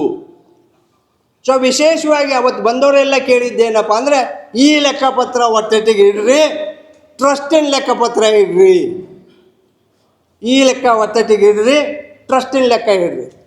ಭಾಳ ಗೊಂದಲ ಆಯಿತು. ಸಾಯಂಕಾಲ 7:30-8 ಗಂಟೆ ತನಕ ಕೂಡ್ತು. ಪ್ರಧಾನ ಧರ್ಮದರ್ಶಿಗಳು ಇಲ್ಲೇ ಮತ್ತೆ ಸಭೆ ಮಾಡಿದ್ವಿ. ಕೊನೆಗೆ ಗುರುಗಳಲ್ಲಿ ಕೂತ್ವಿ. ಪ್ರಧಾನ ಧರ್ಮದರ್ಶಿಗಳು ಸುಮಾರು 7:30-8 ಗಂಟೆ ಅಷ್ಟೊತ್ತಿಗೆ ಈ ಸಭೆ ನಡೆದಂಥ ಒಂದು 200-300 ಜನಕ್ಕೆ ಆಶ್ವಾಸನೆ ಕೊಟ್ಟರು. ಇಲ್ಲ, ನಾನು ಚೀಲ ರೆಕಾರ್ಡ್ ಮಾಡಿದ್ದೀನಿ, 2008ರಿಂದ ಇಲ್ಲಿವರೆಗೂ ಲೆಕ್ಕಪತ್ರವನ್ನು ಮೊದಲು ಟ್ರಸ್ಟ್ ಮುಂದೆ ಮಂಡಿಸ್ತೇನೆ, ಎಲ್ಲರಿಗೂ ಸಭೆ ಕರೆದ್ಬಿಟ್ಟು ಸಾರ್ವಜನಿಕವಾಗಿ ಲೆಕ್ಕವನ್ನು ಕೊಡ್ತೇನೆ, ಅಷ್ಟೇ ಅಲ್ಲ ಒಂದು ಜೂಮ್ ಮೀಟಿಂಗ್ ಲಿಂಕ್ ಕೊಡ್ತೇನೆ, ಜನ ಅಲ್ಲಲ್ಲೇ ರಾಜ್ಯಾದ್ಯಂತ ನೋಡ್ಕೊಳ್ಳಿ ಅಂತಕ್ಕಂತಹ ಭರವಸೆಯನ್ನು ಕೊಟ್ಟರು. ನಾವೆಲ್ಲ ನಂಬಿ 2026 ಮಾರ್ಚ್ 10ನೇ ತಾರೀಕು ಮೀಟಿಂಗನ್ನು ಕರೆದು. ಮೀಟಿಂಗನ್ನು ಕರಿಬೇಕಾದ್ರೆ ನಾವು ಮಾಮೂಲಿ ನಿಮಗೆಲ್ಲ ಈಗ ಒಂದಾಗಲೇ ಪತ್ರ ಕೊಟ್ಟಿದ್ದಾರೆ ಮೀಟಿಂಗ್. ಈಗೊಂದು ನಮ್ಮ ಸಭೆಯ ತಿಳುವಳಿಕೆ ಪತ್ರ ಕಳೆದ ತಿಂಗಳಲ್ಲಿ, ಒಂದು ನಿಮಿಷ ಗದ್ದಲ ಮಾಡಬೇಡಿ, ಕಳೆದ ತಿಂಗಳುಗಳಲ್ಲಿ ಹೇಗಿರುತ್ತೆ ಅಂತ ಸೊ ಹಿಂದಿನ ನಡವಳಿಕೆ ಓದಿದ ತಕ್ಷಣವೇ ನಮ್ಮ ಆದ್ಯತೆ ಕಟ್ಟಡಕ್ಕೆ ಇರ್ತಾಯಿತ್ತು. ಸೊ ಕಟ್ಟಡದ ಪ್ರಗತಿ ಪರಿಶೀಲನೆ ಅಂತಲೇ ಎರಡನೇ ವಿಷಯ ಇರ್ತಾಯಿತ್ತು. 10ನೇ ತಾರೀಕು ಸಭೆಯನ್ನು ಕರೆದ್ವಿ. ಅದರ ಅಜೆಂಡಾದಲ್ಲಿ ಒಂದು ವ್ಯತ್ಯಾಸಗಳಿದ್ವು. ಆ ಹಿನ್ನೆಲೆಯಲ್ಲಿ ಪ್ರಧಾನ ಕಾರ್ಯದರ್ಶಿಗಳಿಗೆ ಮಾತಾಡಿದೆ. ಅವರು ಸರಿ ಮಾಡದಲ್ಲೇ ಇರೋದ್ರಿಂದ ಎಲ್ಲ ಟ್ರಸ್ಟಿಗಳಿಗೆ ಒಂದು ಪತ್ರ ಬರೆದೆ. 10ನೇ ತಾರೀಕು ನಾವು ಸಭೆಯನ್ನು ಸೇರಿಕೊಂಡ್ವಿ. ಸೇರ್ಕೊಂಡ ತಕ್ಷಣವೇ ಅಲ್ಲಿ ಟ್ರಸ್ಟಿಗಳು ಮತ್ತು ಹಲವರು ನಾವೆಲ್ಲರೂ ಕೂಡ ಮೊದಲನೇ ಪ್ರಶ್ನೆ ಮಾಡಿದ್ದು ವಿಷಯ ಯಾವಾಗಲೂ ಕಟ್ಟಡದ ಪ್ರಗತಿ ಬಗ್ಗೆ ಇರ್ತಾಯಿತ್ತು, ಲೆಕ್ಕಪತ್ರದ ಬಗ್ಗೆ ಇರ್ತಾಯಿತ್ತು. ಈಗ ಯಾಕೆ ಎರಡನೇ ವಿಷಯ ಚೇಂಜ್ ಮಾಡಿರಿ ಹಿಂದಿನ ಮೀಟಿಂಗ್ ನಡವಳಿಕೆ ಆದ ತಕ್ಷಣ? ಸೊ ಅದು ಒಂದು ಸ್ವಲ್ಪ ಎಲ್ಲ ಸಭೆ ಅವಾಗ ಗೊಂದಲದ ವಿಚಾರಕ್ಕೆ ಬಿತ್ತು. ಅವರೇನೋ ಮಾತಾಡ್ತಕ್ಕಂಥದ್ದು ಅದು ಎಲ್ಲ ಆಯಿತು.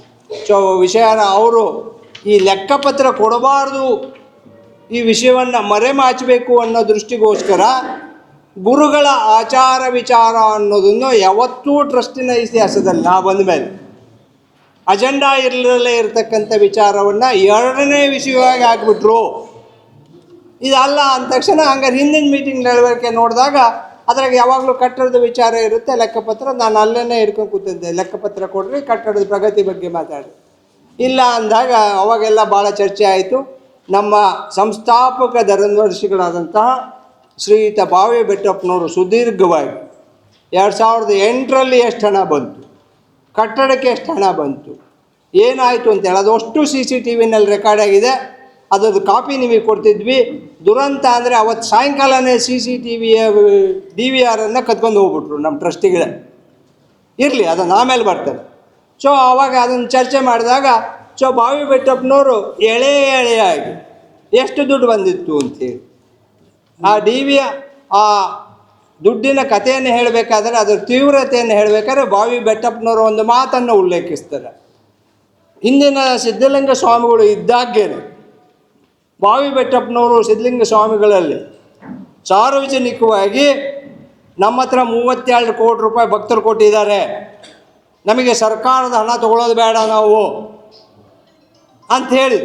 ಸೊ ಆ ನಂತರ ಕೂಡ ಸುಮಾರು 11.5 ಕೋಟಿ ರೂಪಾಯಿಯಷ್ಟು ಸರ್ಕಾರದಿಂದ ಅನುದಾನ ಬಂದಿದೆ. ಇವತ್ತು ನಮ್ಮ ರಸ್ತೆಗಳನ್ನು ಅಂದಿನ ಉಪಮುಖ್ಯಮಂತ್ರಿಗಳಾದಂಥ ಈಶ್ವರಪ್ಪನವರು ಕಟ್ಟಿಸ್ಕೊಟ್ಟಿದ್ದಾರೆ. ನೀರಿನ ಟ್ಯಾಂಕನ್ನು ನಮ್ಮ ಶಿವಕುಮಾರ್ ಅವರು ಕಟ್ಟಿಸ್ಕೊಟ್ಟಿದ್ದಾರೆ. ಹಾಗೆಯೇ ಇವತ್ತು ಹರ ದೇವಸ್ಥಾನವನ್ನು ನಮ್ಮ ಶಿವಶಂಕರಪ್ಪರವರು ಕಟ್ಟಿಸ್ಕೊಟ್ಟಿದ್ದಾರೆ. ನಮ್ಮ ಅವಂತ ಸ್ವಾಮಿಗಳ ಗದ್ದಿಗೆ ಆದಂಥ ದಾನ ಮಂದಿರವನ್ನು ನಮ್ಮ ಹಿಂದಿನ ಮುಖ್ಯಮಂತ್ರಿಗಳಾದಂಥ ಬಸವರಾಜ ಬೊಮ್ಮಾಯಿ ಅವರು ಕಟ್ಟಿಸ್ಕೊಟ್ಟಿದ್ದಾರೆ. ಈ ಎರಡೂ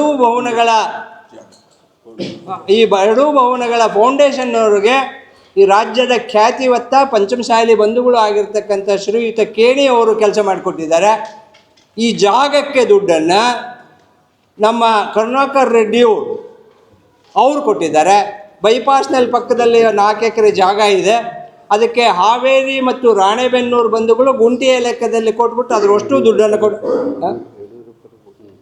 ಯಡಿಯೂರಪ್ಪನವ್ರು ಕೊಟ್ಟಿದ್ದಾರೆ. ಎಲ್ಲ ರಾಜಕಾರಣಿಗಳು, ಮುಖ್ಯಮಂತ್ರಿಗಳು, ಉದ್ಯಮಿಗಳು ಸಾಕಷ್ಟು ಹಣವನ್ನು ಕೊಟ್ಟಿದ್ದಾರೆ.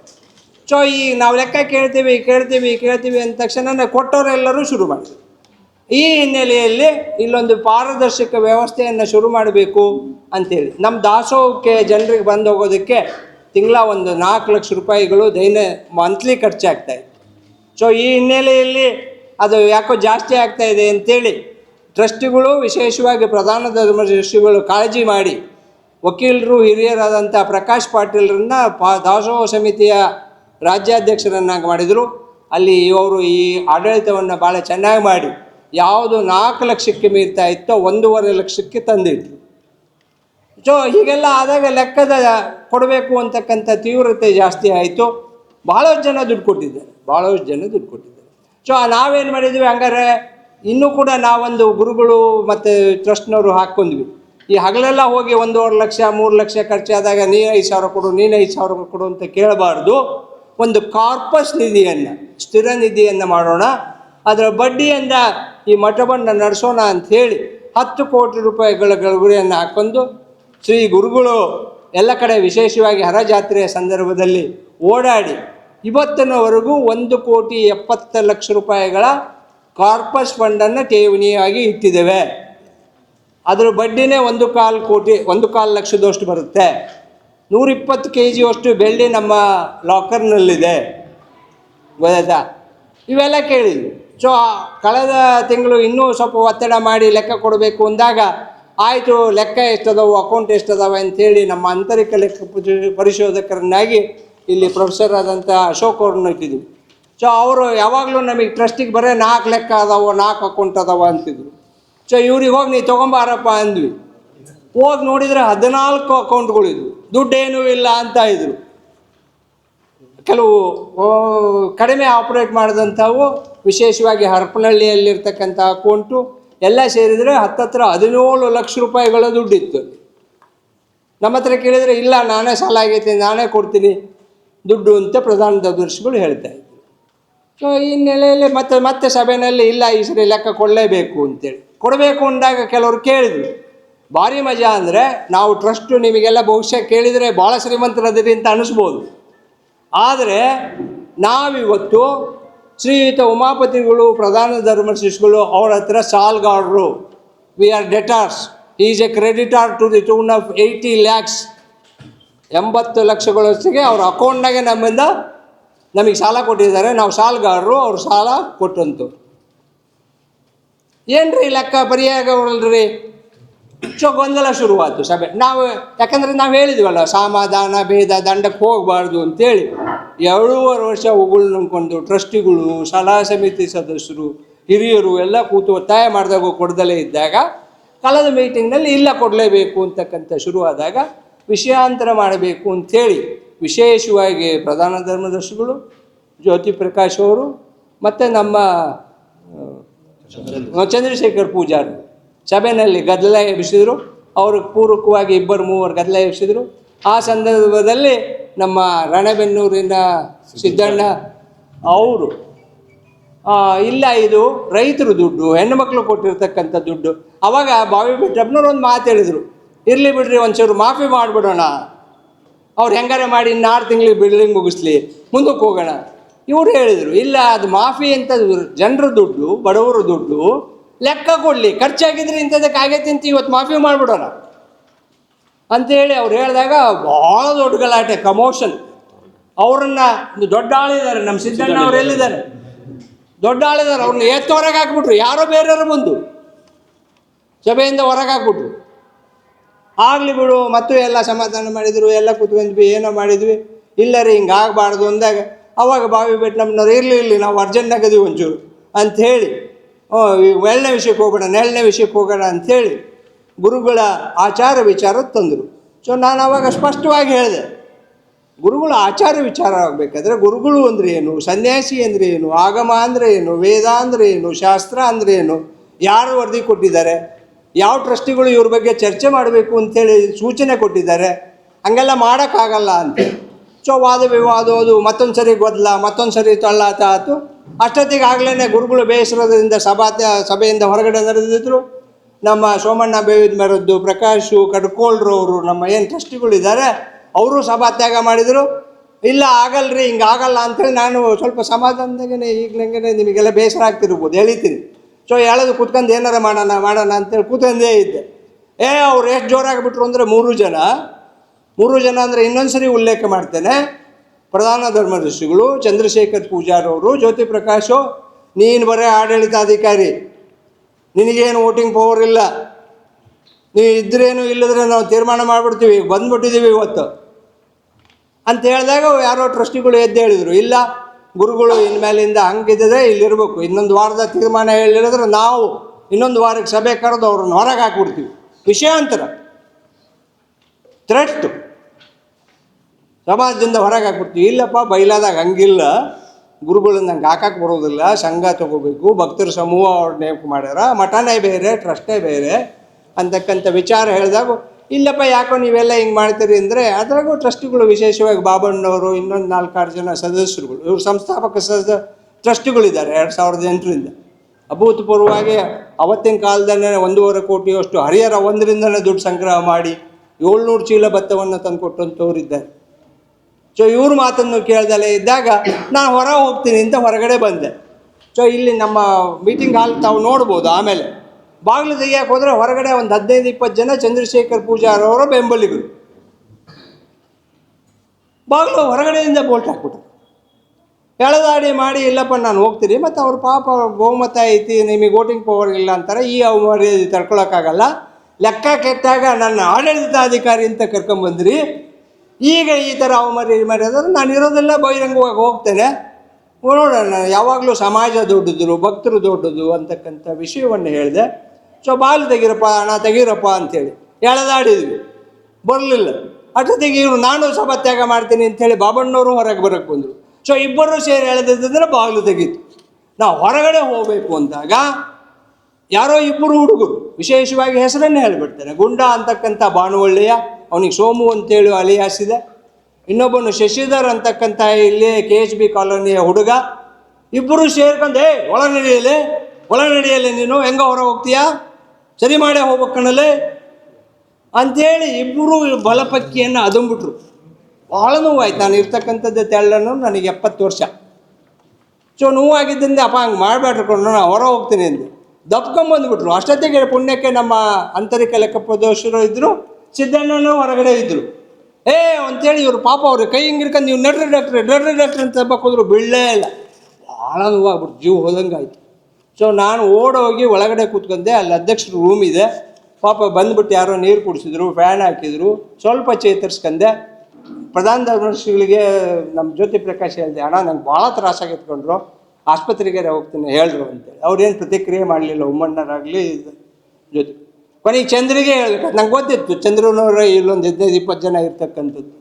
ಚಂದ್ರಶೇಖರ್ ಪೂಜಾರಿಗೆ, ಲೇ ಚಂದ್ರು ಹಿಂಗೆ ಮಾಡಬೇಡ ಕಣೋ, ಜನ ಕರ್ಸ್ಬೇಕಂದ್ರೆ ನಾನು ಕರ್ಸ್ಬೋದಾಗಿತ್ತು, ನೋಡಿ ಏನು ಮಾಡ್ತೀವಿ ಹೇಳಿ, ನಾನು ಏನಾರು ಆದರೆ ನೀನೇ ಕಾರಣ ಆಗಿಬಿಡ್ತೀವಿ ನೋಡೋದು. ಇಲ್ಲಣ್ಣ ಬಾರಣ್ಣ ಅಂಥೇಳಿ ಅವನು ಒಂಚೂರು ಅವ್ರ ಹುಡುಗರು ಆ ಸಂದರ್ಭದಾಗ ಈ ಗ್ಲಾಸ್ ಹೊಡೆಯೋಕ್ಕೆ ಪ್ರಯತ್ನ ಮಾಡಿದರು, ನುಗ್ಗಕ್ಕೆ ಪ್ರಯತ್ನ ಮಾಡಿದರು, ಭಾರಿ ದೊಡ್ಡ ಒಂದು ಸೀನನ್ನು ಕ್ರಿಯೇಟ್ ಮಾಡಿದರು. ಸೊ ಹೊರಗಡೆಗೆ ಬಂದೆ, ಭಾಳ ತ್ರಾಸಾಗ್ತಾಯಿತ್ತು, ನನ್ನ ಆಸ್ಪತ್ರೆಗೆ ಕರ್ಕೊಂಡು ಹೋಗ್ರಿ ಅಂತಂದೆ. ಬಾಬಣ್ಣರೇ ಕಾರ್ ತಗೋ ಅಂತೇಳಿ ಇಲ್ಲೆಲ್ಲ ಆವಾಜ್ ಮಾಡಿದರು, ದೊಡ್ಡ ದೋಣಿಯವರವರು. ಅಷ್ಟೊತ್ತಿಗೆ ಹೊರಗಡೆ ಸೋಮಣ್ಣ ಬೇವಿನ ಮಾಡಿದ್ರು, ಕರ್ರಕೋಳ್ರು, 4-6 ಜನ ಕಾರ್ ತೊಗೊಂಡು ನಾವು ಗೌರ್ಮೆಂಟ್ ಆಸ್ಪತ್ರೆಗೆ ಹೋದ್ವಿ. BP ಜಾಸ್ತಿ ಆಗಿತ್ತು, ನನಗೇನೋ ಫ್ರ್ಯಾಕ್ಚರ್ ಆಗಿಬಿಟ್ಟಿದೆ ಅಂಥೇಳಿ ಡಾಕ್ಟ್ರಿಗೆ ಹೇಳಿದೆ. ಇಲ್ಲ ಡಾಕ್ಟ್ರೇ, ನಮ್ಮಲ್ಲಿ ಎಕ್ಸ್ರೇ ಇಲ್ಲ ಅಂದರು. ಮತ್ತು ಯಾವುದೋ ಸ್ಕ್ಯಾನ್ ಸೆಂಟರ್, ಹರಿಹರ ಸ್ಕ್ಯಾನ್ ಸೆಂಟ್ರಾಗ ಎಕ್ಸ್ರೇ ಮಾಡಿಸಿದ್ರು. ಮೂಳೆ ಡಾಕ್ಟ್ರು ಬಂದು ಗೌರ್ಮೆಂಟ್ನವರೇ ನೋಡಿದರು, ಇಲ್ಲ ಸ್ವಲ್ಪ ಏನಂತ ತೊಂದರೆ ಇಲ್ಲ, ಆರಾಮಾಗಿರ್ರಿ. ಸೊ ನೋಡೋಣ ಯಾರು ಮಾಡಿರ್ಬೋದು. ನನಗೆ ಹಾಟ್ಸ್ಪಾಟ್ ಇದೆ, ಇಲ್ಲೆಲ್ಲ TV ಹಾಕ್ಸಿದ್ದೀವಿ, CCTVಯಲ್ಲಿ. ನನಗೆ ಗುರುಗಳಿಗೆ, ನಮ್ಮ ಆಡಳಿತಾಧಿಕಾರಿ, ಇನ್ನೊಬ್ಬರಿಗೆ 3 ಜನಕ್ಕೆ CCTV ತೊಗೊಳಕ್ಕೆ ಅಂತ ಹೋದರೆ ರಿಲೇನೇ ಬರ್ತಾಯಿಲ್ಲ. ಏನಪ್ಪ ಅಂಥೇಳಿ ಇಲ್ಲೊಬ್ಬನ ಅಶೋಕದನ್ನು ನಮ್ಮ ಉಸ್ತುವಾರಿ ಇದ್ದಾನೆ ಇಲ್ಲಿ ದಾಸೋಹ ಭವನಕ್ಕೆ ಕೇಳಿದಾಗ, ಇಲ್ಲ ಸರ್ ಜ್ಯೋತಿ ಪ್ರಕಾಶ್ ಅವರು ಜೋರು ಮಾಡಿ ಬೀಗ ತೆಗಿ ಅಂತೇಳಿ ಬಂದರು. ಜೋರು ಮಾಡಿ ತೆಗೆಸಿದ್ರು. ಲಿಂಗರಾಜ್ ಅಂತಕ್ಕಂಥ ದಾವಣಗೆರೆಯ ಆಫೀಸ್ ಕಾರ್ಯದರ್ಶಿ, ಉಮ್ಮಣ್ಣವರ ಆತ್ಮೀಯ, ಕುರ್ಚಿ ಇಟ್ಬಿಟ್ಟು. ಇನ್ನೊಬ್ಬನವನ ಹೆಸರು ಏನ್ರಿ, ಎಲೆಕ್ಟ್ರಿಷಿಯನ್ ಶಿವರಾಜ್ ಅಂತಕ್ಕಂಥದ್ದು. ಸೊ ಸಾಕ್ಷಿ ನಾಶ ಮಾಡಬೇಕು, ಕಳವು ಮಾಡಬೇಕು ಅಂಥೇಳಿ DVRನ ಎತ್ಕೊಂಡು ಹೋದರು ಅಂಥೇಳಿ ಮಾಹಿತಿ ಕೊಟ್ಟು. ನಾನು ಅಷ್ಟೊತ್ತಿಗೆ ಒಂದು ಕಂಪ್ಲೇಂಟ್ ಸುಮ್ಮನೆ ಸಾರ್ದ ಬರ್ಕೊಟ್ಟಿದ್ದೆ, ಇವೆಲ್ಲ ಮಾಮೂಲಿ ಜಗಳ, ನಾವೇನು ಒತ್ತಾಯ ಮಾಡಬಾರ್ದು ಅಂತ. 8 ಕಾಲಕ್ಕೆ ನಮ್ಮ ಹೊನ್ನಾಳಿಯ ಅಧ್ಯಕ್ಷರಾದಂಥ ಸೋಮಣ್ಣವರು ತೊಗೊಂಡೋಗಿ ಸ್ಟೇಷನ್ನಾಗ ಕುಂತ್ರೆ ಅವ್ರೇನು ದಾದೆ ಮಾಡಲಿಲ್ಲ.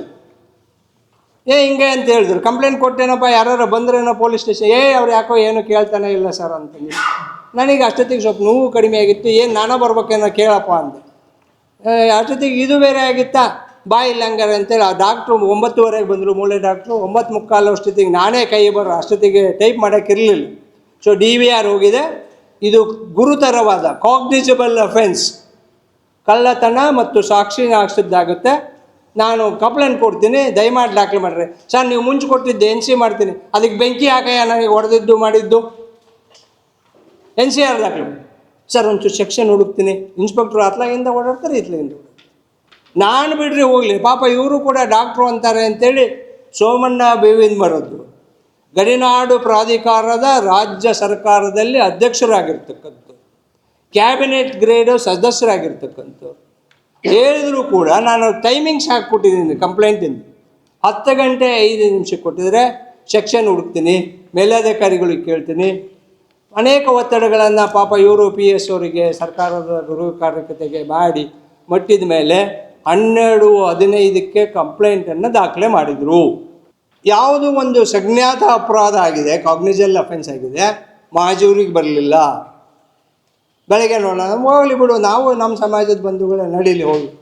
ಬೆಳಿಗ್ಗೆ ಬರಲಿಲ್ಲ, ಮತ್ತೆ ಫೋನ್ ಮಾಡಿ ಡಾಕ್ಟ್ರೆ ಬರ್ತೀವಿ ಅಂದರು. ಬರ್ರಪ್ಪ ಅಂದೆ. ನಾ 11 ಗಂಟೆಗೆ ಮತ್ತೆ ಅವರೇ ಬರ್ರಿ ಅಂದಿದ್ರು. ನೋವು ಇದ್ದರೂ ಕೂಡ ನಾನು ಇಲ್ಲಿಗೆ ಬಂದೆ. ಬಂದಾಗ್ಯೂ ಕೂಡ ಅವರು ಇಲ್ಲ, ಇದು ಯಾವುದೋ ಒಂದು ಪಾದಯಾತ್ರೆ ಹೊಂತಿದೆ ಆದಿಜಾಂಬೂರದ್ದು, ಒಳ ಮೀಸಲಾತಿ ಸಲುವಾಗಿ ಬಂದೋಬಸ್ತಿವಿ, ಅದು ಮುಗಿಸೊಂದು 12ವರೆಗೆ ಬಂದುಬಿಡ್ತೀನಿ ಡಾಕ್ಟ್ರ್ ಅಂದರು. ಬರಲಿಲ್ಲ. ಸೊ ನನಗೇನೋ ವಾಸನೆ ಹೊಡಿತು, ಇವ್ರು ಯಾರೋ ಒತ್ತಡಕ್ಕೊಳಗೆ ಹೇಗಿದ್ದಾರೆ, ನಮಗೆ ಯಾರು ಇದ್ದಾರೆ ಅಂತೇಳಿ ಇಲ್ಲಿ ನಮ್ಮ ಅಶೋಕ್ ಹೇಳ್ಬಿಟ್ಟಿದ್ದ. ಬಿಚ್ಚಿದವರು ಆಗಲೇ ಹೇಳ್ದಂಗೆ ಲಿಂಗರಾಜು, ಅವನೊಬ್ಬನ ಎಲೆಕ್ಟ್ರಿಷಿಯನ್ನು, ಇನ್ನೊಬ್ಬನು ಜ್ಯೋತಿ ಪ್ರಕಾಶ್ ಅವರ ಸೂಚನೆ ಮೇರೆಗೆ ಆಗಿದೆ. ಹೋಗಿ ತೊಗೊಂಬರ್ರಿ, ಅವ್ರ ಫೋನ್ ನಂಬರು ಕೊಟ್ವಿ ನಾವು. ಯಾಕಂದರೆ ಅವರೆಲ್ಲ ನಮ್ಮ ಆಫೀಸ್ ಕಾರ್ಯದರ್ಶಿ ಅಂದರೆ ನಮ್ಮ ಹತ್ರ ಫೋನ್ ನಂಬರ್ ಅದಾವೆ. ಲೊಕೇಶನ್ ಹಾಕ್ರಿ ಸರ್, ಸಿಕ್ಬಿಡ್ತತಿ. ಈಗ ಅವ್ರು ಹೋದ್ರೆ DVR ನಾಶ ಮಾಡಿಬಿಡ್ತಾರೆ, ಅಷ್ಟು ರೆಕಾರ್ಡ್ ಐತ್ರಪ್ಪ ನಮ್ಮದು ಅಂತೇಳಿ ಇನ್ಸ್ಪೆಕ್ಟ್ರಿಗೆ ಬೇಡ್ಕೊಂಡ್ವಿ ನಾವು. ಆದರೂ ಮಾಡಲಿ. ಸೊ ಮಧ್ಯಾಹ್ನ ನಾನು ಸ್ವಲ್ಪ ಗುರುಗಳ ಹತ್ರ ಸಿಟ್ಟಾಗಂದೆ, ಇವರು ಎಲ್ಲರಿಗೂ ಸ್ವಲ್ಪ ಸಿಟ್ಟಾಗಂದೆ, ಅಲ್ರಿ ನಿಮ್ಮ ಕೈಲಾಗ್ತದೆ ಇಪ್ಪಟ್ಟು ನಾನೇ ತೊಗೋಬೇಕು ಅಂತೇಳಿ. ನೀವು ಯಾವುದೋ ಒಂದೆರಡು ತುಣುಕುಗಳನ್ನು ವಿಡಿಯೋ ನೋಡಿರಬೇಕು. ರಾತ್ರಿ 12 ಗಂಟೆಗೆ ಇನ್ಸ್ಪೆಕ್ಟ್ರ್ ಹತ್ರ ಜೋರು ಮಾಡಿದೆ. ಸ್ವಲ್ಪ ನಾನು ಹಳೆ ಪಬ್ಲಿಕ್ ಲೈಫ್ನಾಗ ಇದ್ದೊಂದು 45 ವರ್ಷ ರಾಜಕೀಯ ಮಾಡಿದ್ದೀನಿ, ಪುರಸಭೆ ಸದಸ್ಯರಾಗಿದ್ದೀನಿ, 2 ಬಾರಿ ಮುಂಚೆ MLA ಕಂಟೆಸ್ಟ್ ಮಾಡಿದ್ದೀನಿ, 49 ವರ್ಷಗಳ ವೈದ್ಯಕೀಯ ವೃತ್ತಿ ಮಾಡಿದ್ದೀನಿ. ಸ್ವಲ್ಪ ಅಥಾರಿಟಿ ಇದೆ, ಕಾನೂನು ಗೊತ್ತಿದೆ. ಸೊ ಜೋರು ಮಾಡಿದೆ ಇನ್ಸ್ಪೆಕ್ಟ್ರಿಗೆ. ಸೊ ಮಾಡಿದ್ರು ಫಲವಾಗಿ. ಮತ್ತು ಗುರುಗಳಿಗೆಲ್ಲ ಹಾಕಿದ್ದಕ್ಕೆ, ಬೇರೆ ಬೇರೆಯವರು ಎಲ್ಲರೂ ಕೂಡ ಮಾತಾಡಿದ್ದಕ್ಕೆ, ಕೊನೆಗೆ ಇವತ್ತಿನ ಇಲ್ಲಿಯ ಜಿಲ್ಲಾ ಮಂತ್ರಿಗಳಾದಂಥ ಮಲ್ಲಿಕಾರ್ಜುನ್ ಅವರು ಮಾತಾಡಿದ್ದಕ್ಕೆ DVRನ್ನು ಅವ್ರ ಮನೆಯಾಗ ಹಿಡ್ಕೊಂಬಂದರು. ಸೊ ಇದಿಷ್ಟು ಬೆಳವಣಿಗೆಗಳು ಗೊತ್ತಾಯ್ತಾ. ಎರಡನೇ ವಿಷಯಕ್ಕೆ ಬಂದುಬಿಡ್ತೇನೆ, ಒಂದು 3-4 ನಿಮಿಷ ದಯಮಾಡಿ, ತಮಗೆ ತೊಂದರೆ ಆಗೋಲ್ಲ ಅಂದರೆ ಬಂದುಬಿಡ್ತೇನೆ. ಸೊ ಇದಿಷ್ಟು ಲೆಕ್ಕಪತ್ರಗಳನ್ನು ಕೊಡಬೇಕು ಅನ್ನೋದಕ್ಕೋಸ್ಕರನೇ ಎಷ್ಟೆಲ್ಲ ನಾಟಕಗಳನ್ನು ಮಾಡಿದ್ದಾರೆ. ವಿಶೇಷವಾಗಿ ಇವತ್ತು ನಮ್ಮ ಅರುಣ್ ಕುಮಾರ್ ಅವರು ಮಾಜಿ ರಾಣೆಬೆನ್ನೂರಿನ ಶಾಸಕರಿದ್ದಾರೆ. ಅವರು ಒಂದು 3 ವರ್ಷಕ್ಕೆ MLA ಆಗಿದ್ರು. ಸೊ ನಾನು ಆಗಲೇ ಹೇಳ್ದಂಗೆ ತಿಂಗಳ 4 ಲಕ್ಷ ರೂಪಾಯಿ ಖರ್ಚು ಬರ್ತಾಯಿದ್ದಿ ಅಂತ ಹೇಳಿದ್ದಕ್ಕೆ ಚಂದ್ರಶೇಖರ್ ಪೂಜಾರು, ಇಲ್ಲ ನಾನು ನೀನೇನಾರ ಮಾಡಬೇಕು ಅಂಥೇಳಿ ಪ್ರತಿ ತಿಂಗಳ 4 ಲಕ್ಷ ರೂಪಾಯಿ 36, 4, 40 ತಿಂಗಳು ಅವ್ರಿಗೆ ಖರ್ಚು ಹಾಕಿ ಹತ್ತತ್ರ 1,60,00,000 ರೂಪಾಯಿನ ಅವರಿಗೆ ತೊಗೊಂಬಿಡೋ. ಇಲ್ಲಿ ಟ್ರಸ್ಟ್ನಾಗೆ ನಾವೆಲ್ಲರೂ ದುಡ್ಡು ಕೊಟ್ಟಿವಿ, 25,000, 5,000, 10,000, 10 ಲಕ್ಷ ದುಡ್ಡು ಕೊಟ್ಟಿರೋದು. ಈಗ ತಮಗೆಲ್ಲ ಭಾಳ ದೀರ್ಘ ಆಗುತ್ತೆ, ಬೇಡ. ಸರ್ಕಾರದ ಎಲ್ಲ ಸಚಿವರು 10 ಲಕ್ಷ ದುಡ್ಡು ಕೊಟ್ಟಿದ್ದಾರೆ. ಹರ ಜಾತ್ರೆಗೆ 1.5 ಕೋಟಿ ರೂಪಾಯಿ ಕೊಟ್ಟಿದ್ದಾರೆ. ಹಿಂದಿನ ಪೂರ್ವಗಳಿಗೆ ಆಸ್ತಿಗಳು ಕೊಟ್ಟಿದ್ದಾರೆ. ಇವ್ರಿಗೆ ಗೊತ್ತೇ ಇಲ್ಲ, ಗೊತ್ತಾಯ್ತಲ್ಲ. ಸೊ ಈ ಹಿನ್ನೆಲೆಯಲ್ಲಿ ಅದೇ ಮುಚ್ಚಿ ಹಾಕ್ಲಿಕ್ಕೋಸ್ಕರ ಅವರು ಮತ್ತೆ ಅವಸರದಲ್ಲಿ ವಿಷಯಕ್ಕೆ ಬಂದರು ಅಂತಕ್ಕಂಥದ್ದನ್ನು ಹೇಳಿದ್ದೇನೆ, ಗುರುಗಳ ಆಚಾರ ವಿಚಾರದ ಬಗ್ಗೆ. ಸೊ ಅವರು ಒಂದು ತೀರ್ಮಾನ ಮಾಡಿದರು ಅಂತ ನಾನು ಹೊರಗಡೆ ಹೋದ್ಮೇಲೆ ಕೇಳಿದೆ. 1 ವಾರದ ಕೊಡ್ತೀವಿ, ನೀವು ಮಾಡಬೇಕು, ಇಲ್ಲಾಂದ್ರೆ ಸಭೆ ಸೇರ್ತೀವಿ ಅಂತ. ಅದೇನೋ ನಮ್ಮದು ಯುಗಾದಿ ಬಂದೈತಿ ಅಂತೇಳಿ 24ಕ್ಕೆ ಸಭೆ ಕರೆದಿದ್ದೀವಿ ಅಂತೇಳಿ ಟರಾವು ಕೂಡ ಮಾಡಿಬಿಟ್ಟು 24ಕ್ಕೆ ಸಭೆ. ಸೊ ಕೊನೆಗೆ ಇನ್ನೂ ಒಂದು ವಿಷಯ ಬಂದೈತೆ ಅವ್ರಿಗೆ. ಏನಪ್ಪ ಅಂತಂದರೆ, ಮತ್ತು ಈ ರಾಜ್ಕುಮಾರ್ ಇದ್ದರೆ ಇದು ಸರಿಯಾಗೋದಿಲ್ಲ, ಈ ಲೆಕ್ಕಪತ್ರ ಸರಿ. ಇವರು ಸ್ವಲ್ಪ ಪಾಟೀಲ್ರು ಇಲ್ಲೇ ದಾವಣಗೆರೆ ವಕೀಲರು, ಅದಕ್ಕೋಸ್ಕರ ಪ್ರಕಾಶ್ ಪಾಟೀಲ್ರಿದ್ರೂ ಇದು ಹೊಡೆಯೋಕ್ಕೆ ಸರಿಯಾಗಲ್ಲ. ವಿಶೇಷವಾಗಿ ಇಲ್ಲೊಂದು ಹೆಗ್ಗಣ ಇತ್ತು, ಕರೆ ಹೆಗ್ಗಣ, ದಾಸೋಹಕ್ಕೋಸ್ಕರ ಶಿವಣ್ಣವರು ಆಯಿತಾ. ಅವನು ಅವ್ರ ಇನ್ಫಾರ್ಮೆಂಟ್, ಗುರುಗಳು ಚಲನವಲನ, ರಾಜ್ಕುಮಾರ್ ಚಲನವಲನ, ಪ್ರಕಾಶ್ ಚಲನವಲನ ಹೇಳಕ್ಕೆ ಯಾರನ್ನು ಕೂಡ ಮಠಕ್ಕೆ ಬಿಡ್ತಿರ್ಲಿಲ್ಲ. ಅಲ್ಲೇ ದಾಸೋಹ ಮಾಡಿರಿ, ನನಗೆ ಹೋಗಲಿ, ಇದು ಗದಿಗೆಗೆ ಹೋಗ್ರಿ, ಹರ ಮಠಕ್ಕೆ ಹೋಗ್ರಿ, ಆಮೇಲೆ ಊಟಕ್ಕೆ ಬರ್ರಿ, ಇಲ್ಲೇ ಇಲ್ಲ. ಸೊ ಹೀಗೆಲ್ಲ ಆಗ್ತಾ ಇತ್ತು ಅಂತೇಳಿ ಅವರು ಕೊನೆಗೆ ತೀರ್ಮಾನ ಮಾಡಿದ್ದಾರೆ ಅಂತ ಸುದ್ದಿ. ಯಾಕಂದರೆ ನನ್ನ ಹತ್ರ ಇವತ್ತಿನವರೆಗೂ ರೆಸಲ್ಯೂಷನ್ ಬುಕ್ಸ್ ಇಲ್ಲ, ಅಕೌಂಟ್ಸ್ ಇಲ್ಲ. ರಾಜ್ಕುಮಾರ್ನು, ಪ್ರಕಾಶ್ ಪಾಟೀಲ್ರನ್ನು, ರಾಜ್ಕುಮಾರನ್ನು ಆಡಳಿತಾಧಿಕಾರಿಯಾಗಿ ವಜಾ ಮಾಡಿದ್ದೀವಿ, ಪ್ರಕಾಶ್ ಪಾಟೀಲ್ರನ್ನು ದಾಸೋಹ ಸಮಿತಿಯಿಂದ ವಜಾ ಮಾಡಿದ್ದೀವಿ. ಸೊ ಈ ರೀತಿ ಲೆಕ್ಕಪತ್ರ ಕೇಳಿದ್ದಕ್ಕೆ ಗೊಂದಲಗಳನ್ನು ಸೃಷ್ಟಿಸಿದ್ದಲ್ಲದೆ ಹಿಂಬಾಲಕರಿಂದ ನನ್ನ ಮೇಲೆ ಹಲ್ಲೆ ಮಾಡಿ ಜೀವ ಬೆದರಿಕೆ ಹಾಕಿ ಲೆಕ್ಕಪತ್ರವನ್ನು ಮರೆಮಾಚಬೇಕು ಅಂತಿದ್ದಾಗ ನಾ ಬಂದಿದ್ದೇ ಪಾರದರ್ಶಕ 70 ವರ್ಷ ಆಗಿತ್ತು ನನಗೆ. ಇವರು ಎಂಥ ಗುರುಗಳ ಮೇಲೆ ಆರೋಪ ಮಾಡ್ತಾ ಇದ್ದಾರೆ? ಯಾರು ಜಗದ್ವಿಖ್ಯಾತರಾಗಿದ್ದಾರೆ, ಯಾರು ಯೋಗ ಸಿಂಹಾಸನಾಧೀಶರು ಅಂತೇಳಿ ಖ್ಯಾತಿ ಪಡೆದಿದ್ದಾರೆ, ಯಾರು ಇವತ್ತು ನಮ್ಮ ದೊಡ್ಡ ಪೀಠವಾದಂತಹ ಸಿರಿಗೆರೆ ಮಠ ಇರ್ಬೋದು, ನಮ್ಮ ಇದು ಯಾವುದು ಸುತ್ತೂರು ಮಠದಿಂದ ಎಲ್ಲ ಜಾತಿಗಳ ಮಟ್ಟದಿಂದ ಸಮನ್ವಯಾಚಾರ್ಯರು, ಟೆಕ್ನೋಸೇವಿ, ಯುವ ಪೀಳಿಗೆಗೆ ಇವತ್ತು ಈ ಗುರುಗಳು, ಎಲೆಕ್ಟ್ರಾನಿಕ್ ಗುರುಗಳು ಅಂತೇಳಿ ಪ್ರಾತಿ ಪಡೆದಿದ್ದಾರೆ. ಹಗಲು ರಾತ್ರಿ ಪ್ರವಾಸ ಮಾಡ್ತಾ ಇದ್ದರು. ಇಂಗ್ಲೀಷ್, ಕನ್ನಡ, ಹಿಂದಿ ಅಲ್ಲದೆ ಅನೇಕ ಭಾಷೆಗಳನ್ನು ಪಂಡಿತ ಮಾಡಿದರು.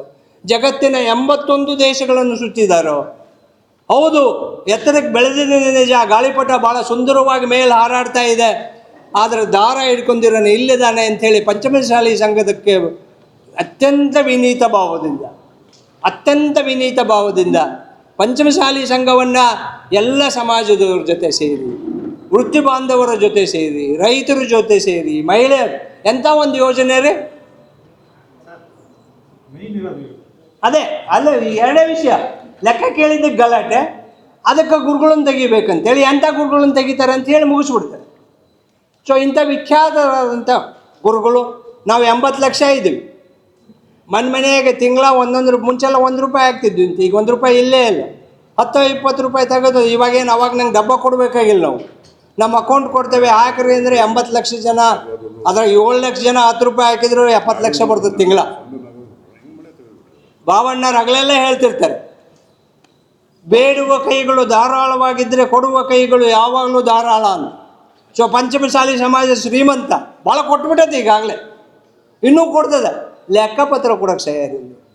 ಸೊ ಈ ನೆಲೆಯಲ್ಲಿ ಗುರುಗಳನ್ನು ತೆಗಿಬೇಕು, ಡಾಕ್ಟ್ರನ್ನ ತೆಗಿಬೇಕು, ಪ್ರಕಾಶ್ ಪಾಟೀಲ್ರನ್ನು ತೆಗಿಬೇಕು, ಸಾಧ್ಯವಾದರೆ ಬಾಬಣ್ಣನೂ ತೆಗಿಬೇಕು, ಇವ್ರನ್ನೂ ತೆಗಿಬೇಕು, ಅವ್ರನ್ನೂ ತೆಗಿಬೇಕು, ನಾನಕ್ಕೊಂದ್ರಬೇಕು. 23 ವರ್ಷ ದಾವಣಗೆರೆ ಜಿಲ್ಲಾ ಅಧ್ಯಕ್ಷರಾದರೆ ಒಂದು ನಾಯಕನನ್ನು ಬೆಳೆಸಲಿಲ್ಲ. A leader is one who creates more leaders. ಯಾರು ನಾಯಕ ಅಂದರೆ ಹೆಚ್ಚು ನಾಯಕರನ್ನು ಸೃಷ್ಟಿ ಮಾಡ್ತಕ್ಕಂಥ ನಾಯಕ. ಸೊ ಈ ಎಲ್ಲ ಹೊಣೆಯನ್ನು ಪ್ರಧಾನ ಧರ್ಮದರ್ಶಿಗಳಾದಂಥ BC ಉಮಾಪತಿಯವರು ಹೇಳಬೇಕು ಅಂತ ಹೇಳ್ತಾ, ಎರಡು ಹೌದು, ಆ ನಮ್ಮ ಟ್ರಸ್ಟಿನ ಬೈಲಾದಲ್ಲಿ ಈಗೇನು ಟ್ರಸ್ಟಿಗಳು ನಮ್ಮದು ಪೂರ್ಣ ಪ್ರಮಾಣದಲ್ಲೇ 25 ಜನ ಟ್ರಸ್ಟಿಗಳು ಇರಬೇಕು ಅಂತ. ಅವರು ಆವಾಗ ಫೌಂಡ್ರು 11 ಜನ ಇದ್ದರು, ಅದ್ರಾಗ 2-3 ತೀರ್ಕೊಂಡು ಹೋಗಿದ್ದಾರೆ. ಮತ್ತೊಂದು 4 ಜನ ಇದೆ, ನಮ್ಮ ಚಂದ್ರು ಅವರು ಇವ್ರನ್ನ ತೊಗೊಂಡಿದ್ದಾರೆ. 15 ಜನದಾಗ ಈಗ 14 ಜನ ಮಾತ್ರ ಇದ್ದಾರೆ. ಆ ನಿಯಮದ ಪ್ರಕಾರ ಪ್ರತಿ 5 ವರ್ಷಗಳಿಗೊಮ್ಮೆ 1/4 ರಿಟೈರ್ಡ್ ಆಗಬೇಕು. ಸೊ 8ರಾಗ ಆಯಿತು, ಇಲ್ಲಿವರೆಗೂ ಈಗಾಗಲೇ 18 ವರ್ಷಗಳು 3 ಬಾರಿ ಚೇಂಜ್ ಆಗಬೇಕಾಗಿತ್ತು. 4 ಜನ ಹೋಗಿದ್ದರೂ ಕೂಡ 5 ಜನ ಹೋಗ್ಬೇಕು, 20 ಜನ ಹೋಗ್ಬೇಕಾಗಿತ್ತು. ಅವರೇ ಆದ. ಈ ಹಿನ್ನೆಲೆಯಲ್ಲಿ 2 ಫುಟ್ ನೋಟನ್ನು ಹೇಳಿ ನಂದು, ಯಾಕಂದರೆ ಭಾಳ ದೀರ್ಘ ಆಗಿದೆ, ಮುಗಿಸ್ತೇನೆ. ನಾನು ಸಾರ್ವಜನಿಕ ಜೀವನದಲ್ಲಿ ಕನ್ನಡಿ ಇದ್ದೇನೆ. ನಾನು ರಾಜಕೀಯ ಜೀವನ ಇರ್ಬೋದು, ಪಬ್ಲಿಕ್ ಲೈಫ್ ಇರ್ಬೋದು. ನಾನು ಹೊನ್ನಾಳಿನಲ್ಲಿ ಒಂದು ನಿಮಿಷ ಪತ್ರಕರ್ತರದು ಅಲ್ಲ, ಪತ್ರಕರ್ತರ ಮುಗಿಯಲ್ಲ. ನಾನೇನು ಪ್ರಶಾಂತ ಪ್ರಶಾಂತ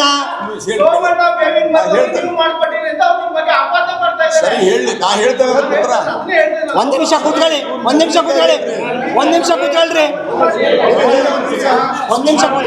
ಅದಕ್ಕೆ ನಾನು ಪತ್ರಿಕಾ ಸ್ನೇಹಿತರು ಮುಗಿಸ್ತೇನೆ. ಬಸವರಾಜ ಬೊಮ್ಮಾಯಿ ಅವರು ಶಿಗ್ಗಾಂವ್ನಲ್ಲಿ 2 ಎಕರೆ ಭೂಮಿ ಕೊಟ್ಟಿದ್ರು ನಿಮಗೆ ಸಮಾಜಕ್ಕೆ ಅಂತ ಹೇಳಿದ್ರು. ಆ ಸಮಾಜದ 2 ಎಕರೆ ಭೂಮಿನ ನೀವು ಸೋಮಣ್ಣ ಬೇವಿನ ಅವರಿಗೆ ಡೈರೆಕ್ಟ್ ಮಾಡಿಕೊಟ್ಟಿರಾ ಅಂತ ಅವ್ರಿಗೆ ಆಪಾದನೆ ಮಾಡಿದ್ರು. ಅದಕ್ಕೆ ನಾ ಈ ಪತ್ರಿಕಾ ಸ್ನೇಹಿತರಿಗೆ ಉತ್ತರ ಕೊಡ್ತೇನೆ. ಸಮಾಜದ ಪಂಡಿ ಮಾಜಿ ಕೌನ್ಸಿಲರ್, ನೀವು ಅವರೆಲ್ಲರೂ ಸೇರಿ ಜೊತೆ ಒಂದು ನಿಮಿಷ ದಯಮಾಡಿ ಈ ಕಡೆ ಕರ್ಕೊಂಡು ಬಂದಾರೆ. ನೀವು ಸಮಾಜದ ಪಂಡಿಯಾಗಿ ಕೆಲಸ ಮಾಡಬೇಕು ಅಂತ ಸಮಾಜ ನಿಮ್ಮನ್ನು ಕರ್ಕೊಂಡು ಬಂದಿದ್ದು. ನೀವು ಸಮಾಜನ ಆದಿ ಬೀದಿ ರಂಪಾಟ ಮಾಡೋದು ಯಾರು ಹೇಳ್ತೀರಾ? ಒಂದು ನಿಮಿಷ ಕೂಡ್ತೀನಪ್ಪ, ಒಂದು ನಿಮಿಷ.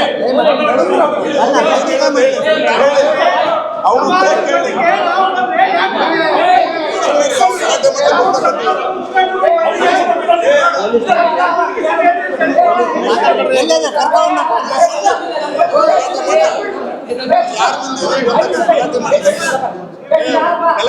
ಯಾರು ಪತ್ರಕರ್ತರಿಗೆ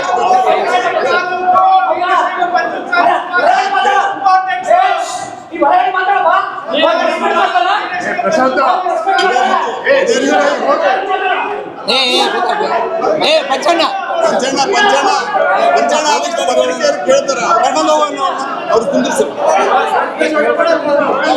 ನೀವು ಕೂತ್ಕೊಳ್ರಿ. ಯಾರು ಹೇಳಿದ್ರು? ನೀವು ಕೂಡ್ರಿ.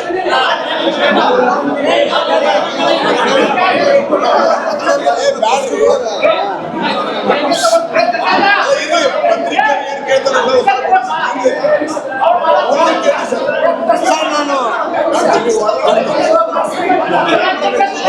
ಡೆವಲಪ್ ಆಗಿ ಗೊತ್ತಾಗ್ಲಿ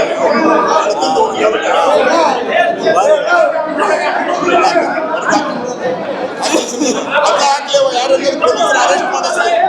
ಅರೆಸ್ಟ್ ಮಾಡ್ರಿ ಅಂತ ಹೇಳ್ತೀನಿ.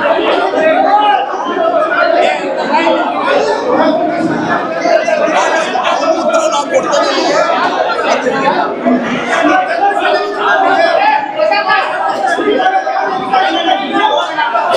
ನಾವು 4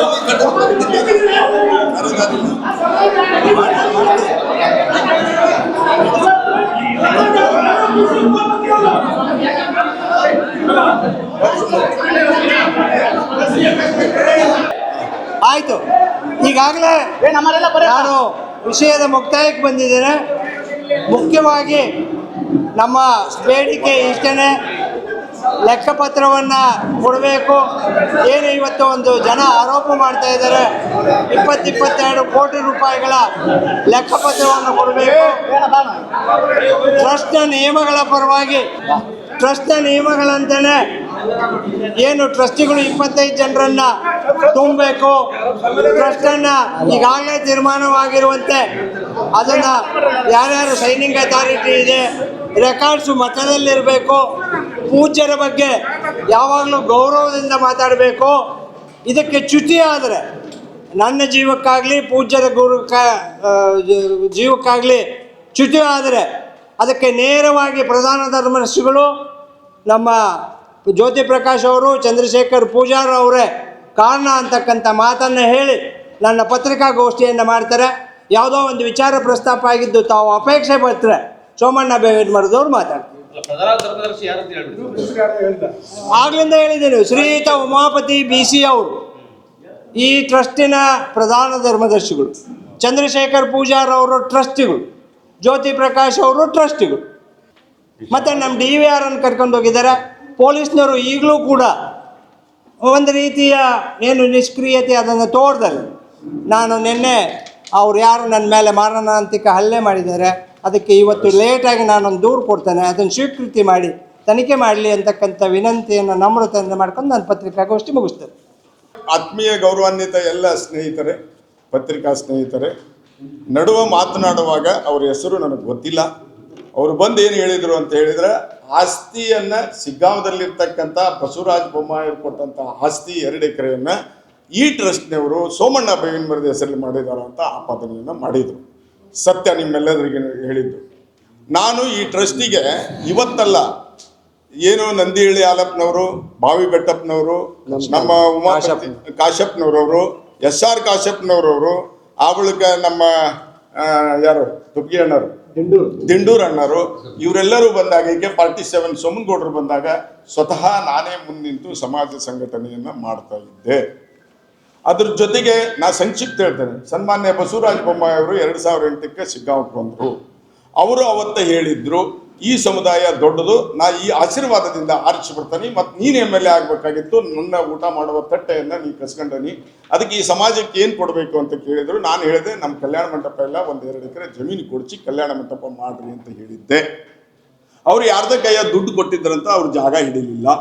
ಸ್ವತಃ ನಂದೇ ಜಾಗವನ್ನು ಈ ಮಠದ ಪೀಠಾಧಿಪತಿಗಳಿಗೆ, ಹಿಂದಿನ ಪೀಠಾಧಿಪತಿಗಳು ಸಿದ್ಧಲಿಂಗ ಸ್ವಾಮಿಗಳ ಹೆಸರಲ್ಲೇ 2 ಎಕರೆ ಜಮೀನನ್ನು ನನ್ನ ಹೆಸರಲ್ಲೇ ಇದ್ದದ್ದನ್ನು ಸ್ವತಃ ಎನ್ನೆ ಮಾಡಿಸ್ರಿ ಶ್ರೀವರ DC ಇದ್ರು ಹಾವೇರಿಗೆ, ಅವ್ರ ಕಡೆಯಿಂದ ಎನ್ನೆ ಮಾಡಿಸಿ ಕರೆಂಟಿನ ಕಂಬ ತೆಗೆಸಿ, ಇನ್ನೊಬ್ಬ ಆತ್ಮೀಯ ಸಹೋದರ ಶ್ರೀಕಾಂತ್ ಗುಂಡಿಗೌಡರು, ನಾನು ಇಲ್ಲಿರ್ತಕ್ಕಂಥ ಅವತ್ತಿನ ದಾಸೋಹ ಸಮಿತಿಯವರನ್ನೆಲ್ಲರನ್ನು ಕರೆಸಿ ಅಳತಿ ಮಾಡಿಸಿ ಅದಕ್ಕೆ ಬೋರ್ ಹಾಕಿಸಿ ಬಸವರಾಜ ಬೊಮ್ಮಾಯಿ ಅವರಿಗೆ ಈ 2 ಎಕರೆ ಜಮೀನನ್ನು ಕಲ್ಯಾಣ ಮಂಟಪ ಕಟ್ಟಿಸ್ಕೊಡ್ರಿ ಅಂತ ನಾನೇ ಅವತ್ತ ಹಿಂದಿನ ಶ್ರೀಗಳ ಹೆಸರಲ್ಲಿ ನಾನಿಲ್ದಾಗ, ನಾನು ಬಸವರಾಜ ಬೊಮ್ಮಾಯಿ ಅವರು ಹೊರಗೆ ಹೋದಾಗ ನನ್ನ ಹೆಂಡತಿ ಕಡೆಯಿಂದ ನಮ್ಮ ತಾಲೂಕಾ ಅಧ್ಯಕ್ಷರು 37,000 ರೂಪಾಯಿ ತರಿಸಿ ಅದನ್ನು ಖರೀದಿ ಮಾಡಿಸಿದ್ರು.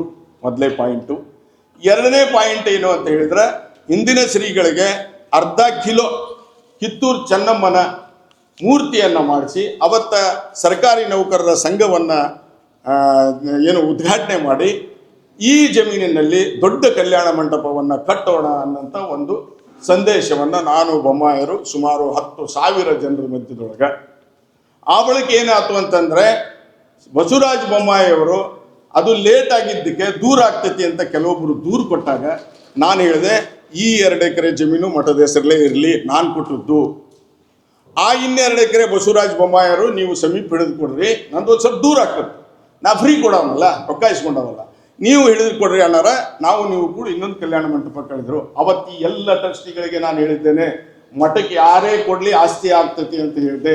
ಆ ಪ್ರಕಾರ ಬಸವರಾಜ ಬೊಮ್ಮಾಯಿಯವರು 2 ಎಕರೆ ಜಮೀನನ್ನು ಕೊಟ್ಟು, ಈ ಜಮೀನಲ್ಲ, ನಾ ಕೊಟ್ಟ ಜಮೀನಲ್ಲ, ತಪ್ಪು ಕಲ್ಪನೆ ಐತಿ, ಉಮಾಪತಿಯವ್ರಿಗೆ ಹೋಗಿ ಕೇಳಿ, ಚಂದ್ರು ಅವ್ರಿಗೆ ಹೋಗಿ ಹೇಳಿ, 2 ಎಕರೆ ಜಮೀನನ್ನು ಬಸವರಾಜ ಬೊಮ್ಮಾಯಿಯವರು ಹಿಡಿದು ಕಲ್ಯಾಣ ಮಂಟಪ ಕಟ್ಟಿಸಿ 1.5 ವರ್ಷದಿಂದ ಇವ್ರು ಉಮಾಪತಿಯವ್ರು ತಾಬ ಕೊಟ್ಟಾರ. ಮೊನ್ನೆ ಜನರಲ್ ಮೀಟಿಂಗ್ ಆದಾಗ ಇಲ್ಲ ಇದು ಸರಿಯಾಗಿಲ್ಲ ಮೇಲೆ ಅಂದಾಗ ಮತ್ತೆ 50 ಲಕ್ಷ ರೂಪಾಯಿ ಬಸವರಾಜ ಬೊಮ್ಮಾಯಿಯವರು ನನ್ನ ಸ್ನೇಹಿತರು, ನನ್ನ ಸಹೋದರ. ಈಗೇನ ನನಗೆ ನಾವು ಕಾಂಗ್ರೆಸ್ ಅವ್ರು BJP ಅಂತ ಕೆಟ್ಟಿರ್ಬೋದು, ಇಲ್ಲ ಕೆಟ್ಟಿಲ್ಲ, ತಪ್ಪು ತಿಳ್ಕೊಳ್ಳೋಕೆ ಹೋಗ್ಬೇಡ್ರಿ. ಅವ್ರು ಹೇಳಿದ್ದು ಸುಳ್ಳು. 2 ಎಕರೆ ಜಮೀನು ಇವತ್ತಿಗೆ ಐತಿ, 2 ಎಕರೆ ಜಮೀನು ಬಸವರಾಜ ಬೊಮ್ಮಾಯಿಯವರು ಕಟ್ಟಿಸ್ಕೊಟ್ಟಾರ. ಈ ಬಳಿಕ ಬಳ್ಳಾರಿ ಒಳಗೆ, ಹರಪನಹಳ್ಳಿ ಒಳಗೆ, ಹೂವಿನಡಗಲಿ ಒಳಗೆ, ಬೊಮ್ಮನಹಳ್ಳಿ ಒಳಗೆ, ಹಡಗಲಿ ಒಳಗೆ, ಹಿರೇಕೆರೆ ತಾಲೂಕಿನೊಳಗೆ, ಶಿಗ್ಗಾಂವದೊಳಗೆ, ದಾವಣಗೆರೆಯೊಳಗೆ ಇದೆಲ್ಲ ಆಸ್ತಿಗಳು ಉಳ್ಕೊಂಡು ಅವು ನಾನು 15ನೇ ಇಸ್ವಿ ಒಳಗೆ ಖರೀದಿ ಮಾಡಿಕೊಟ್ಟೇನೆ ಮಠಕ್ಕೆ. ಆ ಹಿಂದಿನ ಸ್ವಾಮಿಗಳನ್ನು ಇಲ್ಲ ಸಲ್ಲದ ಆಪಾದನೆ ಮಾಡಿದರು. ಅದು ನನಗೆ ಎಷ್ಟು ಮಟ್ಟಿಗೆ ಇಲ್ಲ ಸಲ್ಲದ ಆಪಾದನೆ ಮಾಡೋ ಆ ಶ್ರೀಗಳನ್ನು ತೆಗೆದರು. ತೆಗೆದ ತಕ್ಷಣ ಅವ್ರು ಏನು ಮಾಡಿದರು, ಇಂಥ ಆಸ್ತಿ ಅವ್ರ ಹೆಸರಲ್ಲಿ ಮಾಡಿದ್ರು. ಟ್ರಸ್ಟಿಗಳು ಎಷ್ಟು ಶಾಣೆರದಾರ ನೋಡ್ರಿ, ಸನ್ಮಾನ್ಯ ಉಮಾಪತಿಯವರು ಎಷ್ಟು ಶಾಣೆರದಾರ ಅನ್ನೋದು ಲೆಕ್ಕ ಹಾಕ್ರಿ ನೀವು. ಟ್ರಸ್ಟಿನ ಹೆಸರಲ್ಲಿ ಮಾಡ್ತಾರೋ ಏನು ಸ್ವಾಮಿಗಳು ವೈಯಕ್ತಿಕ ಹೆಸರಲ್ಲಿ ಮಾಡ್ತಾರೆ? ನಾನು ಆ ಸ್ವಾಮಿಗಳು ಮಾರ್ತಾರ ಅಂತ ಗೊತ್ತಾಯಿತು. ನಾ ಸ್ವತಃ ಇದರ ಬದರ ಅಡ್ಡಾಡ್ತಿದ್ದೆ ನನ್ನ ಕಾಲೇಜ್ಗೆ ಹೋಗಿ ಮುಂದೆ. ಮಾರ್ತಾರ ಅಂದಾಗ ನಾ ಈ ಟ್ರಸ್ಟಿನ ಸಮಕ್ಷಮ ನನ್ನ ಯಾವಾಗ ಟ್ರಸ್ಟಿನ ವಿಶೇಷ ಆಹ್ವಾನಿತರು ಅಂತ ಕರೆದಾಗ ನಾ ಹೇಳಿದೆ, ನೋಡ್ರಿ ಕರ್ನಾಟಕ ರಾಜ್ಯದೊಳಗೆ ಎಲ್ಲೆಲ್ಲಿ ಆಸ್ತಿ ಅದಾವ ನಿಮ್ಮ ಕೈ ಮುಗಿದು ಕೇಳ್ತೇನೆ, ಮೊದಲು ಉಳಿಸ್ಕೊಡ್ರಿ. ಅಕಸ್ಮಾತ್ ಅವ್ರು ಕೊಡೋದ ದಾನ ಕೊಟ್ಟವ್ರು 15-20 ವರ್ಷ ಅತಿಕ್ರಮಣ ಆಗೈತಿ, ಭೂಮಿ ರೇಟ್ ಜಾಸ್ತಿ ಆಗೈತಿ, ಅತಿಕ್ರಮಣ ಆಗ್ಯಾವ, ಒಂದೊಂದು ಗೇಣು ಜಾಗ ಉಳಿದಿಲ್ಲ, ಎಲ್ಲೆಲ್ಲಿ ಅದಾವ ಹೇಳ್ತಿ ಅಂದೆ. ಇವತ್ತು ನಾ ಜವಾಬ್ದಾರಿ ಸ್ಥಾನದೊಳಗಿದ್ದೇನೆ, ಕಾಲು ಬೀಳ್ತಾನೆ ಅವ್ರಿಗೆ ಹೋಗಿ ಮಠಕ್ಕೆ ಆಸ್ತಿ ತಗೊಂಡ್ಬರ್ತಾನೆ, ಹೇಳ್ರಿ ಅಂದೆ. ಆಯ್ತು ಅಂತ ಟರಾವ್ ಮಾಡಿದ್ರು. ಆ ಟರಾವ್ ತೆಗೆದು ನೋಡ್ಬಹುದು, ಏನು ಹರಿದು ಹೋಗ್ತಾರ ಗೊತ್ತಿಲ್ಲ. ಆ ಪ್ರಕಾರ ಅಲ್ಲ ನಿಮ್ಮದ ಆಸ್ತಿ ಮೊದ್ಲ ಅದು ಇದು ಕೊಂಟತಿ, ನೀವು ಕೊಟ್ಟದ್ದು ದನ ಕೊಡೋದು ಆಸ್ತಿ ಬೇರೆ ಟ್ರಸ್ಟ್ ಕೊಂಟತಿ, ಅದನ್ನ ನೀವು ತಗೊಳ್ರಿ ಅಂತ ಸೋಮನಗೌಡರು ಹೇಳಿದರು, ಉಮಾಪತಿಯವರು ಹೇಳಿದ್ರು, ಶಿರೂರವ್ರು ಹೇಳಿದರು, ಸ್ವಾಮಿಗಳು ಹೇಳಿದರು, ಇವ್ರು ಹೇಳಿದರು, ಅವ್ರು ಹೇಳಿದರು, ಇಲ್ಲಿದ್ದಂಥ ಎಲ್ಲರೂ ಇವ್ರು ಹೇಳಿದರು, ಎಲ್ಲರೂ ಟ್ರಸ್ಟ್ನೊಳಗೆ ಎಲ್ಲರೂ ಏನು ನಿರ್ಣಯ ಮಾಡಿದ್ರು ಅಂದ್ರೆ, ಕರ್ನಾಟಕ ರಾಜ್ಯದಲ್ಲಿರ್ತಕ್ಕಂಥ ಪಂಚಮಸಾಲಿ ಪೀಠಕ್ಕೆ 1 ಗುಂಟೆ ಇರಲಿ 10 ಎಕರೆ ಇರಲಿ ಅದನ್ನು ಉಳಿಸ್ಬೇಕು ಅಂದರು. ನಾನು ಈಗ 1.5 ವರ್ಷದಿಂದ ತರವಾಗಿದ್ದೆ. ಹಂಗಾರೆ ಕರ್ನಾಟಕ ರಾಜ್ಯದಲ್ಲಿರ್ತಕ್ಕಂಥ ಆಸ್ತಿಗಳ ವಿವರಣೆಯನ್ನು ಕೊಡ್ರಿ ಅಂತ ನಾ ಕೇಳಿದೆ. ಇವತ್ತಿನವರೆಗೂ ಯಾವ ತಾಲೂಕಿನೊಳಗೆ ಯಾವ ಹಳ್ಳಿಯೊಳಗೆ ಏನೈತಿ ಅನ್ನೋದು ಉಮಾಪತಿಯವರು ಇವತ್ತಿನವರೆಗೆ ಕೊಡಕ್ಕೆ ತಯಾರಿಲ್ಲ. ನಾನು ಇಡೀ ದಿವಸ ಸಮಾಜ ಸಲುವಾಗಿ ಬಿಟ್ಟು ಬೆಂಗಳೂರಿಂದ ಬರಬೇಕು, ಚಿಕಾಗೋದಿಂದ ಬರಬೇಕು, ಇಡೀ ಸಮಯ ಆಯ್ತು. ಲಾಸ್ಟ್ಗೆ ಏನು ಹೇಳಿದ್ರು, ಇವರೆಲ್ಲರೂ ಕೂಡ್ಕೊಂಡು ಇಲ್ಲೇ ಅದಾರ, ಕೇಳ್ರಿ ಟ್ರಸ್ಟಿಗಳು, ಅವ್ರನ್ನೂ ಕೇಳ್ರಿ, ಅವ್ರ ಸಮಕ್ಷಮ ನಾ ಬರ್ತಾನೆ, ಯಾರನ್ನೋ ಒಬ್ಬರನ್ನ ಕಳಿಸಲ್ಲ. ಉಮಾಪತಿಯವರ ನೇರವಾಗಿ ನಾನು ಕೇಳಬೇಕಾಗಿತ್ತು, ಏನಪ್ಪ ನೀನು ಅದಕ್ಕೆ ಎಷ್ಟೇ ಖರ್ಚು ಬರಲಿ ಸೋಮಣ್ಣ ನೀನು ಹೋಗು, ಮೊದ್ಲು ಆ ಜಗನ್ ತಗ, ಬೇರೆದ್ರ ಇಲ್ಲ ನಾವು ಹೋಗೋದಿಲ್ಲ, ನೀವು ಹೋಗ್ರಿ ಅಂದೆ. ಇಲ್ಲ ಆ ಸ್ವಾಮಿಗಳ ಬಗ್ಗೆ ನಮ್ಗೆ ಬಹಳ ತಕರಾರೈತಿ, ಹೋಗೋದಿಲ್ಲ. ಹಂಗಾರೆ ಸೋಮನಗೌಡರು ನೀವು ಹೋಗ್ರಿ ಅಂದೆ. ಯಾವ ಕಾಲಕ್ಕೂ ತಪ್ಪು ತಿಳ್ಕೊಬೇಡ್ರಿ, ಶಬ್ದವನ್ನು ಇಲ್ಲಿ ಹೇಳ್ತೀನಿ ಅಂತೇಳಿ ಯಾವ ಕಾಲಕ್ಕೂ ಹರಿಹರ ಪೀಠಕ್ಕೆ ಈ ಜಮೀನನ್ನು ನಾನು ಹೆಸಲಿದ್ದು ಬಿಟ್ಟು ಕೊಡೋದಿಲ್ಲ ಅಂತ ಸ್ವತಃ ಹೇಳಿ ಕಳ್ಸಾರ ಸೋಮನಗೌಡರಿಗೆ. ಸೋಮನಗೌಡರು ಬಂದು ಸೋಮಣ್ಣವ್ರ ಕೈ ಹಾಕಿದ್ರೆ ಆಸ್ತಿ ಬರ್ತಾವೆ ಎಲ್ಲವೂ ಅಂತ ಹೇಳಿದರು, ಸರಾವ ಮಾಡಿದರು. ಹಂಗಾರೆ ಏನು ಮಾಡ್ಬೇಕಂದ್ರೆ ಸ್ವಾಮಿಗಳು ಏನು ಹೇಳಿದ್ರು, ನನಗೆ ಅಡ್ಡಾಡಕ್ಕೆ ಗಾಡಿ ಇಲ್ಲಪ್ಪ, ನಾನು ಪಂಚಮಸಾಲಿ ಸಮುದಾಯದ ಸಲುವಾಗಿ ದುಡ್ದಾನೆ, ನೀ ನನಗೊಂದು ಗಾಡಿ ಕೊಡಿಸು, ನಾ ಬಿಟ್ಟು ಕೊಡ್ತೇನೆ ಅಂದರು. ನಾನು ಇವರಿಗೆ ಅದನ್ನು ಬಂದು ಹೇಳಿದೆ, ಆಗ್ಲಿ ಕೊಡಿಸ್ಬಿಡ್ರಿ ಅಂದರು. ಆ ಬಳಿಕ ನಾನು ಆ ಸ್ವಾಮಿಗಳಿಗೆ ಕರೆದು ಸ್ಟಾಂಪ್ ಡ್ಯೂಟಿ ಖರ್ಚು ಹಾಕಿ 27 ಲಕ್ಷ ರೂಪಾಯಿದ ಇಂಡಿಯನ್ ಬ್ಯಾಂಕ್ನ ಸಾಲ ಮಾಡಿ ಅವ್ರಿಗೆ ಗಾಡಿ ಕೊಟ್ಟನಿ.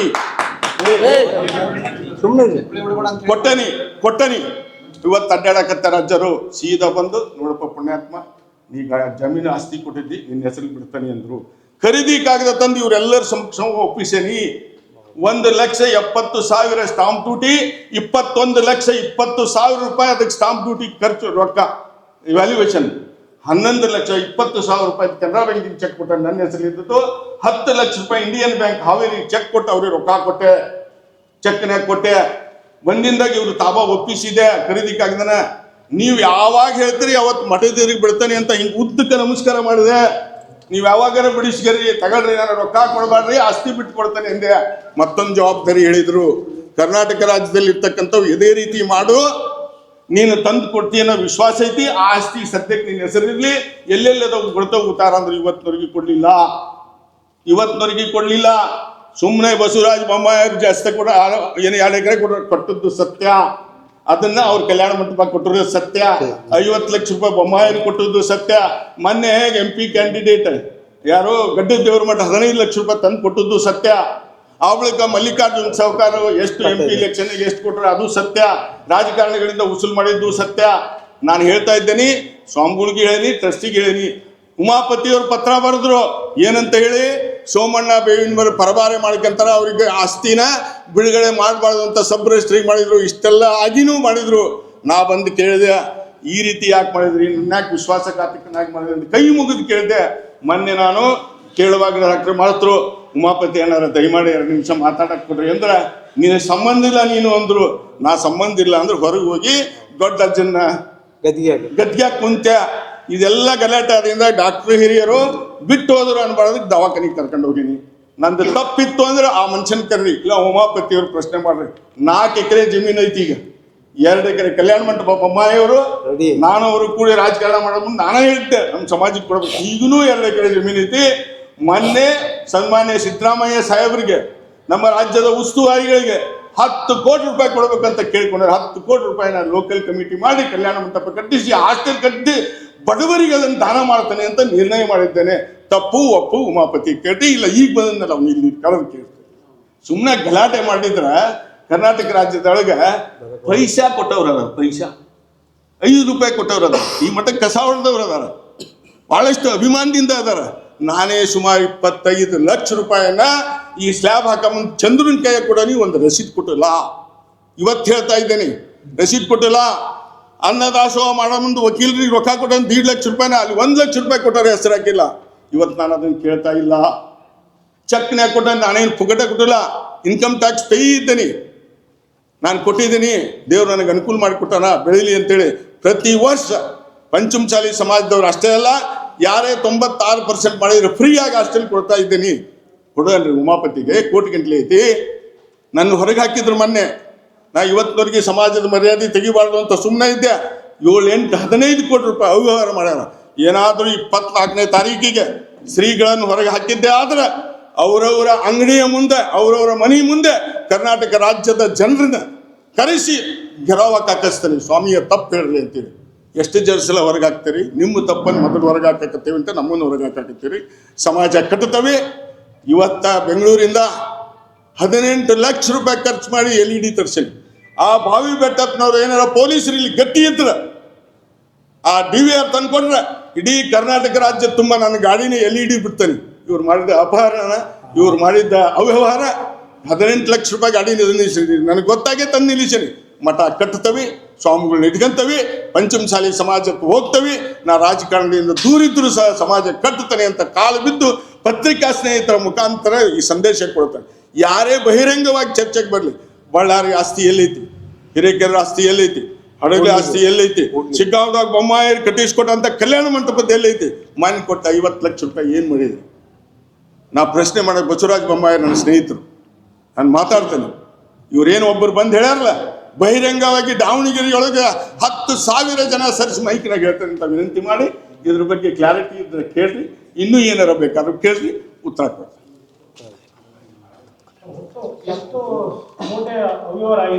ಸರ್, ನನಗೆ ತಿಳಿದ ಮಟ್ಟಿಗೆ ಇಲ್ಲಿ ಒಂದು 100 ಕೋಟಿ ರೂಪಾಯಿ ಮೇಲೆ ಬಂದೈತಿ. ಅದು ಯಾರು ರೊಕ್ಕ ಕೊಟ್ಟದ್ದನ್ನ ರಸೀದ್ ತಗೊಂಡು ಹೋಗಿಲ್ಲ. ಇನ್ನೊಂದು ಪ್ರೆಸ್ ಮೀಟ್ ಮಾಡ್ತಾನೆ 25, 26ನೇ ತಾರೀಕಿಗೆ ನಾನು ಪ್ರೆಸ್ ಮೀಟ್ ಮಾಡ್ತಾನೆ. ಕರ್ನಾಟಕ ರಾಜ್ಯದಲ್ಲಿ ಇರ್ತಕ್ಕಂಥ ಪ್ರತಿಯೊಬ್ಬರು ಪಂಚಮಸಾಲಿಯರು ಎಷ್ಟೆಷ್ಟು ದುಡ್ಡು ಕೊಟ್ಟಿರಿ ಅಂತ 2 ನಂಬರ್ ತಗೊಂತವಿ. ಆ ನಂಬರನ್ನು ಇಲ್ಲಿ ಗೋಣಿಗೆ ಹಚ್ತವಿ. ಅದಕ್ಕೆ ಫೋನ್ ಮಾಡಲಿ, 2 ಫೋಟೋ ಕೊಡಲಿ, ಅವರ ಹೆಸರನ್ನ ಇಲ್ಲಿ ಬಹಿರಂಗವಾಗಿ ದಾಸೋಹ ಭವನ ತುಂಬಾ ಫೋಟೋ ಹಾಕ್ತಾನೆ. 5,000 ರೂಪಾಯಿ ಕೊಟ್ಟರು ಹಾಕ್ತಾನೆ. ನನಗೆ ತಿಳಿದ ಮಟ್ಟಿಗೆ ಒಂದು 15-20 ಕೋಟಿ ಬಾವಿ ಬೆಟ್ಟಪ್ಪನವ್ರು ಹೇಳಿದ ಪ್ರಕಾರ. ನನಗೆ ಮಾಹಿತಿ ಇಲ್ಲ, ಮೊದಲಿನಿಂದ ಇಲ್ಲ. ನಾವು ಹಂಗೆ ದುಡ್ಕಂತ ಬಂದವರು, ಕೈ ಕೊಡ್ಕಂತ ಬಂದವರು, ಗೊತ್ತಿಲ್ಲ. ಸುಮಾರಾಗಿ ಬಾವಿ ಬೆಟ್ಟಪ್ಪನವ್ರ ಪ್ರಕಾರ 12 ಕೋಟಿ ರೂಪಾಯಿ ಇಲ್ಲಿ ವ್ಯವಹಾರ ಆಗೈತಿ, ಅವ್ಯವಹಾರ ಆಗೈತಿ ಅಂತಾರೆ. ನನಗೆ ತಿಳಿದ ಮಟ್ಟಿಗೆ ಗೇಟ್ ಕಟ್ಟಿಸಿದವ್ರು ಬೇರೆ, ಟ್ಯಾಂಕ್ ಕಟ್ಟಿಸಿದವ್ರು ಬೇರೆ, ರಸ್ತೆ ಕಟ್ಟಿಸಿದವ್ರು ಬೇರೆ, ದಾಸೋಹ ಕೊಟ್ಟಿದ್ದ ಸ್ನೇಹಿತ 1,64 ಲಕ್ಷ ರೂಪಾಯಿ ಬೇರೆ, ಕಿಣಿಯವ್ರು ಕೊಟ್ಟಿದ್ದು ಬೇರೆ. ಪದೇ ಪದೇ ಇವ್ರು ಹೇಳಿದ್ ನಾ ಹೇಳಕ್ತಾ ಇರಲಿಲ್ಲ. ಸಂಡೂರು ನಾಗನಗೌಡ್ರು 2 ಕೋಟಿ ರೂಪಾಯಿ ಕೊಟ್ಟಾರ. ನಿರಾಣಿಯವ್ರು ಕೊಟ್ಟಾರ, ಕರುಣಾಕರ್ ರೆಡ್ಡಿ ಅವರು ಎಲ್ಲ ಜನ ಕೊಟ್ಟಾರ. ದಯಮಾಡಿ ಸುಮ್ಮನೆ ಬಹಳಷ್ಟು ಜನ ಕೊಟ್ಟಾರ.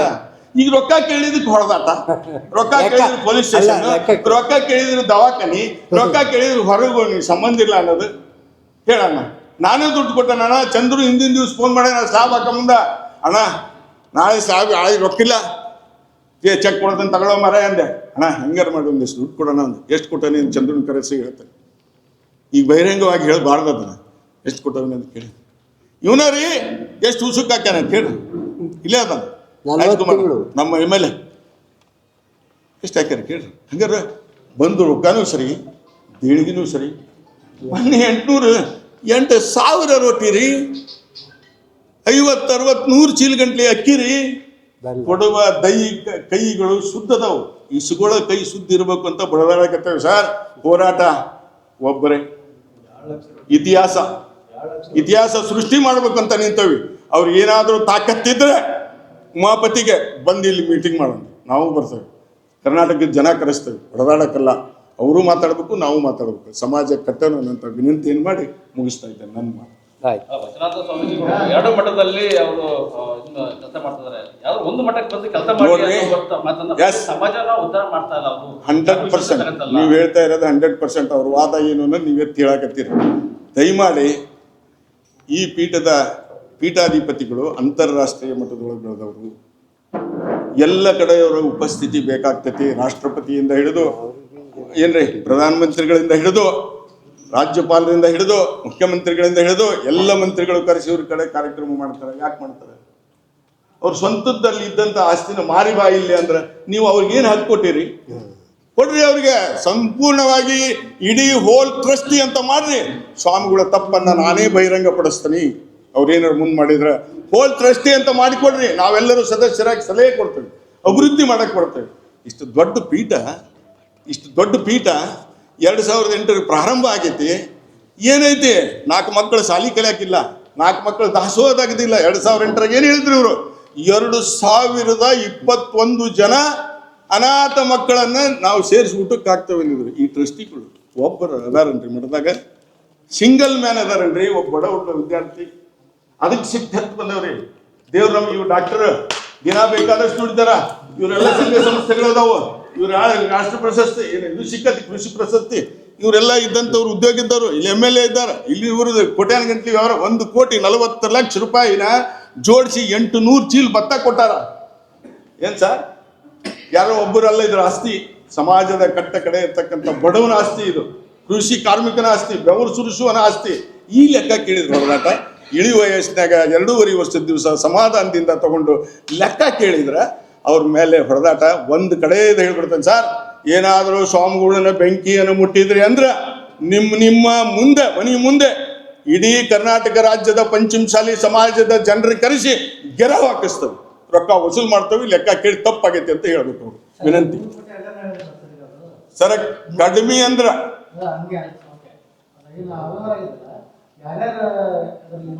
ಹೇಳಿದ್ರಲ್ಲ ಸರ್, ಕೊಟ್ಟಿ ಸಹಿ ಮಾಡ್ಯಾರಂತ್ರಿ ಸರ ಟ್ರಸ್ಟಿಗಳ್ದು. ನೋಡ್ರಿ, ಹಿಂದಿದ್ದಂಥವ್ರದ ಇವರೆಲ್ಲ ಹೆಸರು ಹೇಳಿದಾರ. ನಾನು ಇನ್ನೂ ಒಂದ್ಸಲ ಹೇಳ್ಬೇಕಂದ್ರೆ ನಿಮ್ಗೆ ಸಮಯ ಐತೆ ಅಂದ್ರೆ ನಾನು ಇನ್ನೂ ಬಿಚ್ಚಿ ಹೇಳ್ತೇನೆ. ಒಂದ್ ಹೇಳ್ತೇನೆ ಕೇಳ್ರಿ.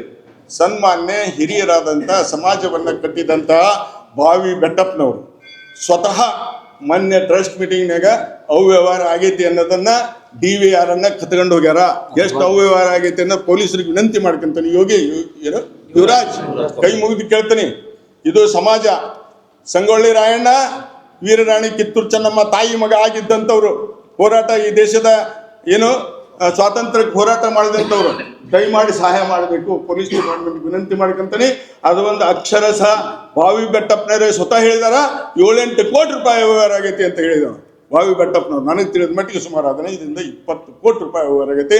ಕೈ ಮುಗಿತಾನೆ, ವಿನಂತಿ ಮಾಡ್ಕೊಂತಾನೆ ಪೊಲೀಸ್ ಡಿಪಾರ್ಟ್ಮೆಂಟ್ಗೆ ನಿಮ್ಮೆಲ್ಲರ ಮುಖಾಂತರ ಸತ್ಯ ಹೊರಗೆ ಬರಬೇಕು ಅಂತ DVR ತರಬೇಕು. ಸರ್ ಆಗಲೇ ಹೇಳಿದ್ರು ಡಾಕ್ಟ್ರು, ಸನ್ಮಾನ್ಯ ನಾನು ಆ ಟೈಮ್ನಾಗ ಇದ್ದಿದ್ದಿಲ್ಲ, ನನ್ನ ಹೊರಗೆ ಹಾಕಿದ್ರು, ನಾವು ಹೊರಗೆ ಹೋಗಿ ಮಠದಾಗ ಕುಂತಿದ್ದೆ. ಡಾಕ್ಟರ್ ಏನ್ ಹೇಳ್ಯಾರ ಅದು ಸತ್ಯ ಸತ್ಯ ಸತ್ಯ. ಪರೋಕ್ಷವಾಗಿ ಸ್ವಾಮೀಜಿನ ಬದಲಾವಣೆ ಮಾಡಬೇಕು ಅನ್ನೋದು 100ಕ್ಕೆ 100 ಬದಲಾವಣೆ ಮಾಡ್ಬೇಕು ಅನ್ನೋದು ಪರೋಕ್ಷ ಅಲ್ಲ. ಮಿಕ್ಕಿ 24ನೇ ತಾರೀಕಿಗೆ ಅದು ಒಂದ್ ಹೇಳ್ತೇನೆ ಕೇಳ್ರಿ, ಹೇಳ್ತೇನೆ ನಿಮ್ ಪ್ರಶ್ನೆ ಒಂದ್ ಹೇಳ್ತೇನೆ ಕೇಳ್ರಿ. ಹಿಂದಿನ ಸ್ವಾಮಿಗಳನ್ನ ಯಾಕೆ ತೆಗೆದ್ರು, ಇವತ್ತಿನ ಸ್ವಾಮಿನ ತೆಗ್ಯಾಕತ್ತಾರ? ನಿಮ್ಮ ಹುಳುಕನ್ನ ಅವ್ರೆಲ್ಲರಿಗೆ ಹೇಳ್ತಾರ ಅಂತ ತೆಗ್ಯಾಕತ್ತಾರ. ನಾವು ಲೆಕ್ಕ ಕೇಳಿದವ್ರನ್ನ ಯಾಕೆ ತೆಗ್ಯಾಕತ್ತಾರ?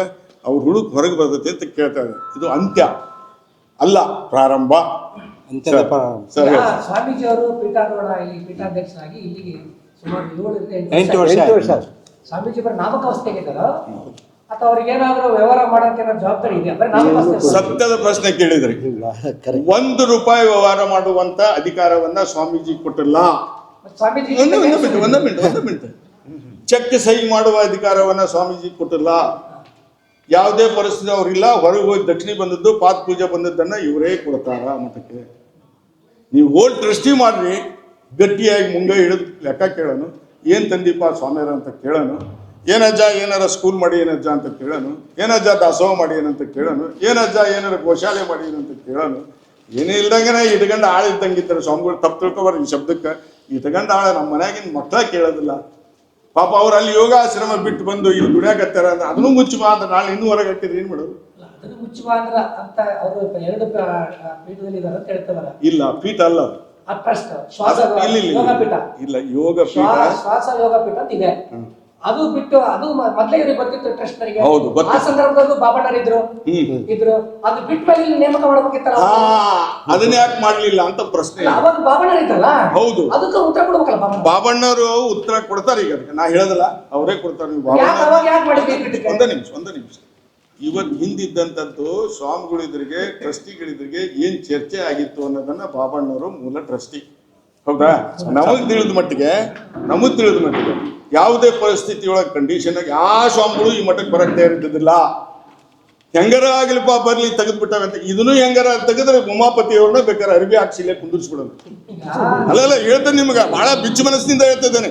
ಬಾಬಣ್ಣವರು ಅದು ಪುತ್ರ ಕೊಡ್ತಾರೆ. ನಿಮಗೆ ತಿಳಿದ ಪ್ರಕಾರ 26ನೇ ತಾರೀಕು ಶ್ರೀಗಳು ಉಚ್ಚಾಟನೆ ಮಾಡ್ತಾರೆ ಅನ್ನೋ ಮಾಹಿತಿ ಇದೆ ಅಂತ ಹೇಳಿ. ಹೌದಾ?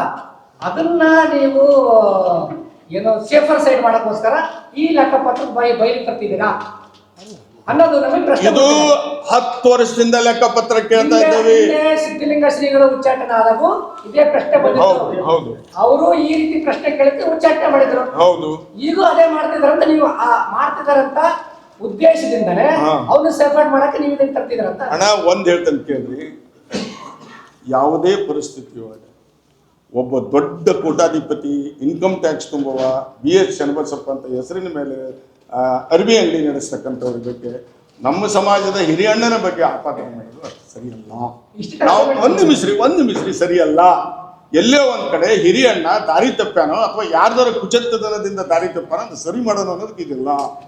ಯಾರ್ದು ನಮ್ದು ವೈಯಕ್ತಿಕ ಯಾವುದೇ, ನನಗೆಲ್ಲೇ ಒಂದ್ ಕಡೆ ಸಂಬಂಧ ಆಗ್ಬೇಕು. ಎಲ್ಲರೂ ಟ್ರಸ್ಟಿಗಳು, ಇವ್ರಿಗೆ ನಾನು ಆಗ್ಬೇಕು, ನಾನು ಇವ್ರು ಆಗ್ಬೇಕು. ಆದ್ರೆ ಏನಾಗೈತಿ ಅಂದ್ರೆ ಹಿರಿಯಣ್ಣ ಸರಿಯಾಗಿ ಲೆಕ್ಕ ಕೊಡ್ತಿದ್ಕ ಅಣ್ತಮ್ಗಳು ಕೊಡಪ್ಪ ಅಂತ ಕೇಳಿದ್ವಿ 3 ವರ್ಷದಿಂದ, ಕೊಡ್ಲಿಲ್ಲ. ಇವತ್ತು ಲೆಕ್ಕ ಕೇಳಾಕತ್ತೇವಿ. ಇವರು ಹಿರಿಯಣ್ಣಗೆ ಬರೋಬ್ಬರಿ ಕಟ್ಟದಾರ, ದವಾಖಾನಿ ಸೇರ್ಯಾರ. ಅದಕ್ಕೆ ಇದು ಬೈ ಬಂದ 4 ಕೋಟಿ ಮಧ್ಯೆ ತೀರ್ಮಾನ ಮಾಡ್ಕೊಂಡಿರ್ತಕ್ಕಂಥ ವಿಷಯಗಳನ್ನ ನೀವಾಗಿ ಸಾರ್ವಜನಿಕಗೊಳಿಸ್ತಿದ್ದೀರ ಅನ್ನೋದು ಆರೋಪ ಇದೆ. ಈಗ ಆಲ್ರೆಡಿ ಒಂದ್ಸಲ ಹಿಡಿದಿದ್ದೀರಿ, ಸಮಾಜ ಕಟ್ಟಿಬಿಟ್ಟಿದ್ದೀರಿ, ಪೀಠ ಕಟ್ಟಿದ್ದೀರಿ. ಇನ್ನೊಂದ್ಸಲ ತಪ್ಪು ಮಾಡಿದ್ದೀರಿ, ಮತ್ತೆ ಅದೇ ತಪ್ಪು ಮಾಡಕ್ ಕೊಟ್ಟಿದ್ದೀರಿ ಅಂತ ಅನಿಸ್ತದೆ. ಇಲ್ಲ, ಸತ್ಯನ ಹೇಳ್ತಾ ಇದ್ದೇವೆ, ಪ್ರಮಾಣ ಮಾಡಿ ಹೇಳ್ತಾ ಇದ್ದೇವೆ. ಎಲ್ಲಿ ಬಡವರ ದುಡ್ಡು ಉಪಯೋಗ ಆಗ್ಲಿಲ್ಲ, ಅದು ಅಪವಿನಿಯೋಗ ಆಗ್ತಾ ಇದೆ ಅಂತೇಳಿ ಇದ್ರು ಹೋರಾಟ. ಸಮಾಜದ ಭಕ್ತರು ಅಂತಿದಾರಂದ್ರೆ ನಾವ್ ಹಿಂದೇನೋ ಮಾಡ್ತಾ ಇದ್ದೇವೆ, ಯಾರ ಜೊತೆ ಉತ್ತರ ಕುಣಿತಿದ್ವಿ. ಇವ್ರು ಯಾರು ಸಮಾಜ ಕಟ್ಟ ಕೇಳಿದ್ರು, ಈ ರೀತಿಯಾಗಿ ಅಸಹ್ಯ ಮಾಡಕ್ ಹೇಳಿದಾರೆ. ನಾವು ಮಾತಾಡಕ್ ಬಾಯಿಲ್ಲ, ಹೊರ ಸಮಾಜದಾಗೆ ಅನ್ನ ಭಿನ್ನಾಭಿಪ್ರಾಯ ಅಭಿಪ್ರಾಯ ಬರ್ತದ. ಈಗ ಹಂಗಂದ್ರೆ ನಾಳೆ ಅಕಸ್ಮಾತ್ ಸ್ವಾಮೀಜಿ ತೆಗಿತಾರ ಅವ್ರು, ನಿಮ್ಗೆ ಯಾರಿಗೂ ಅಥಾರಿಟಿ ಇಲ್ಲ. ನಿಮ್ಮ ಟ್ರಸ್ಟಿನ ಬೈಲ ಪ್ರಕಾರ ಟ್ರಸ್ಟಿಗಳೇ ಒಂದು ತೀರ್ಮಾನ ಮಾಡಿ ಸ್ವಾಮೀಜಿ ಉಚ್ಚಾಟನೆ ಮಾಡಕ್ಕೆ ಅವಕಾಶ ಇದೆ. ಆ ವಿರುದ್ಧ ಹಿಂದಿನ ಸ್ವಾಮಿಗಳು ಕೋರ್ಟಿಗೆ ಹೋದ್ರೆ ಇಲ್ಲಿ ತಕ್ಕ ತೀರ್ಮಾನ ಆಗಿಲ್ಲ.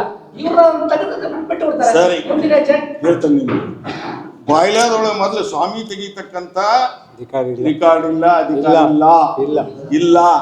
ಮೊದಲು ಅವ್ರು 4 ವರ್ಷಕ್ಕೊಮ್ಮೆ 5 ವರ್ಷಕ್ಕೊಮ್ಮೆ ಟ್ರಸ್ಟಿ ಚೇಂಜ್ ಆಗೋದನ್ನ ಆದಿಂದ ಬೇಕಾದ್ರೆ ನಿರ್ಣಯ ಮಾಡೋಣ. ಮತ್ತೊಂದ್ಸಲ ಕರೆದು ಹೇಳ್ತಾರೆ ಹಿಂದಿನ ಸಾಲನು ಇದೇ ಒಂದೇ ಕೋರ್ಟಿಗೆ ಹೋಗಿದ್ದಾರೆ. ಇಲ್ಲ ಹಿಂದಿನ ಉಚ್ಚಾಟನೆ ಟ್ರಸ್ಟ್ ಮಾಡಿದ್ಮೇಲೆ ಆ ನಿರ್ಣಯ ವಿರುದ್ಧ ಕೋರ್ಟಿಗೆ ಅದು ರಾಜಿ ಆಯ್ತು. ಅಲ್ಲಪ್ಪ ನಿಮ್ ಮಠಕ್ಕ ಸ್ವಾಮಿ ವಲ್ಯ ಅಂತೇಳಿ ರಾಜಿ ಆದ್ರ ಅವ್ರ ರಾಜ್ಯರು. ಅದಕ್ಕೆ ಇಡೀ ಕರ್ನಾಟಕ ರಾಜ್ಯದಲ್ಲಿ ಇರ್ತಕ್ಕಂಥ ಆಸ್ತಿಗಳ ಜವಾಬ್ದಾರಿ ನಾನೇ ಯಾಕೆ ಕೊಡ್ಲಿ ನಿಮ್ಗ ಮಕ್ಕಳ ಅಂತ ಕೇಳಿದ್ರು ಅವರು. ಈ ಶಬ್ದಗಳು ಹೊರಗೆ ಹೋಗ್ಬಾರ್ದು, ನಾನು ಯಾಕೆ ಕೊಡೋಣಪ್ಪ ನಿಮ್ಗ ಅಂದ್ರು. ಆದ್ರೂ ನಾವು ಕೈಕಾಲು ಬಿದ್ದು ಮಠಕ್ಕೆ ಆಸ್ತಿ ಮಾಡಕ್ಕೆ ಸರ್ ಇಷ್ಟೊತ್ತು ನೀವು ಹೇಳಿದ್ರಿ ಇಷ್ಟೆಲ್ಲ ಘಟನೆ DVR ಒಳಗೆ ಭದ್ರವಾಗಿದೆ.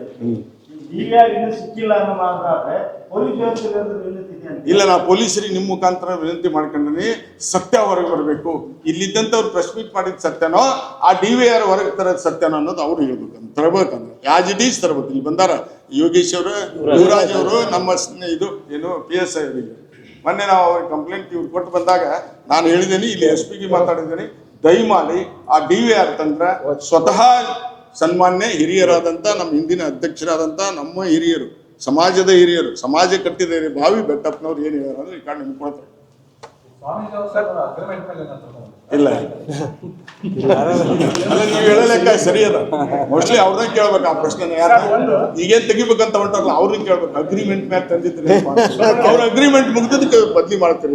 ಈಗ ಟ್ರಸ್ಟ್ ಆಡಳಿತಾಧಿಕಾರಿ ತಾವು ಹೇಳ್ತಾ ಇದ್ದೀರಾ, ಅವತ್ತು ಸಭೆ ಮಾಡಿದಾಗ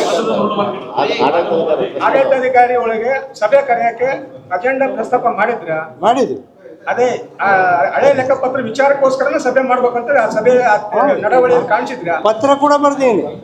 ಅದೇ ಪತ್ರ ಕೂಡ ಅಧಿಕಾರ ಇತ್ತ ಅಂತ ಕೇಳ್ತಾ ಇದ್ದಾರೆ. ಆಡಳಿತಾಧಿಕಾರಿ ಸಲಹೆ ಸೂಚನೆ ಕೊಡಕ್ಕೆ ಇರೋದು. ಎಸ್ ಸರ್, ಧನ್ಯವಾದ ಸರ್ ತಮ್ಗೆಲ್ಲರಿಗೆ. ಎಲ್ಲರೂ ಪ್ರಸಾದ ಧನ್ಯವಾದ.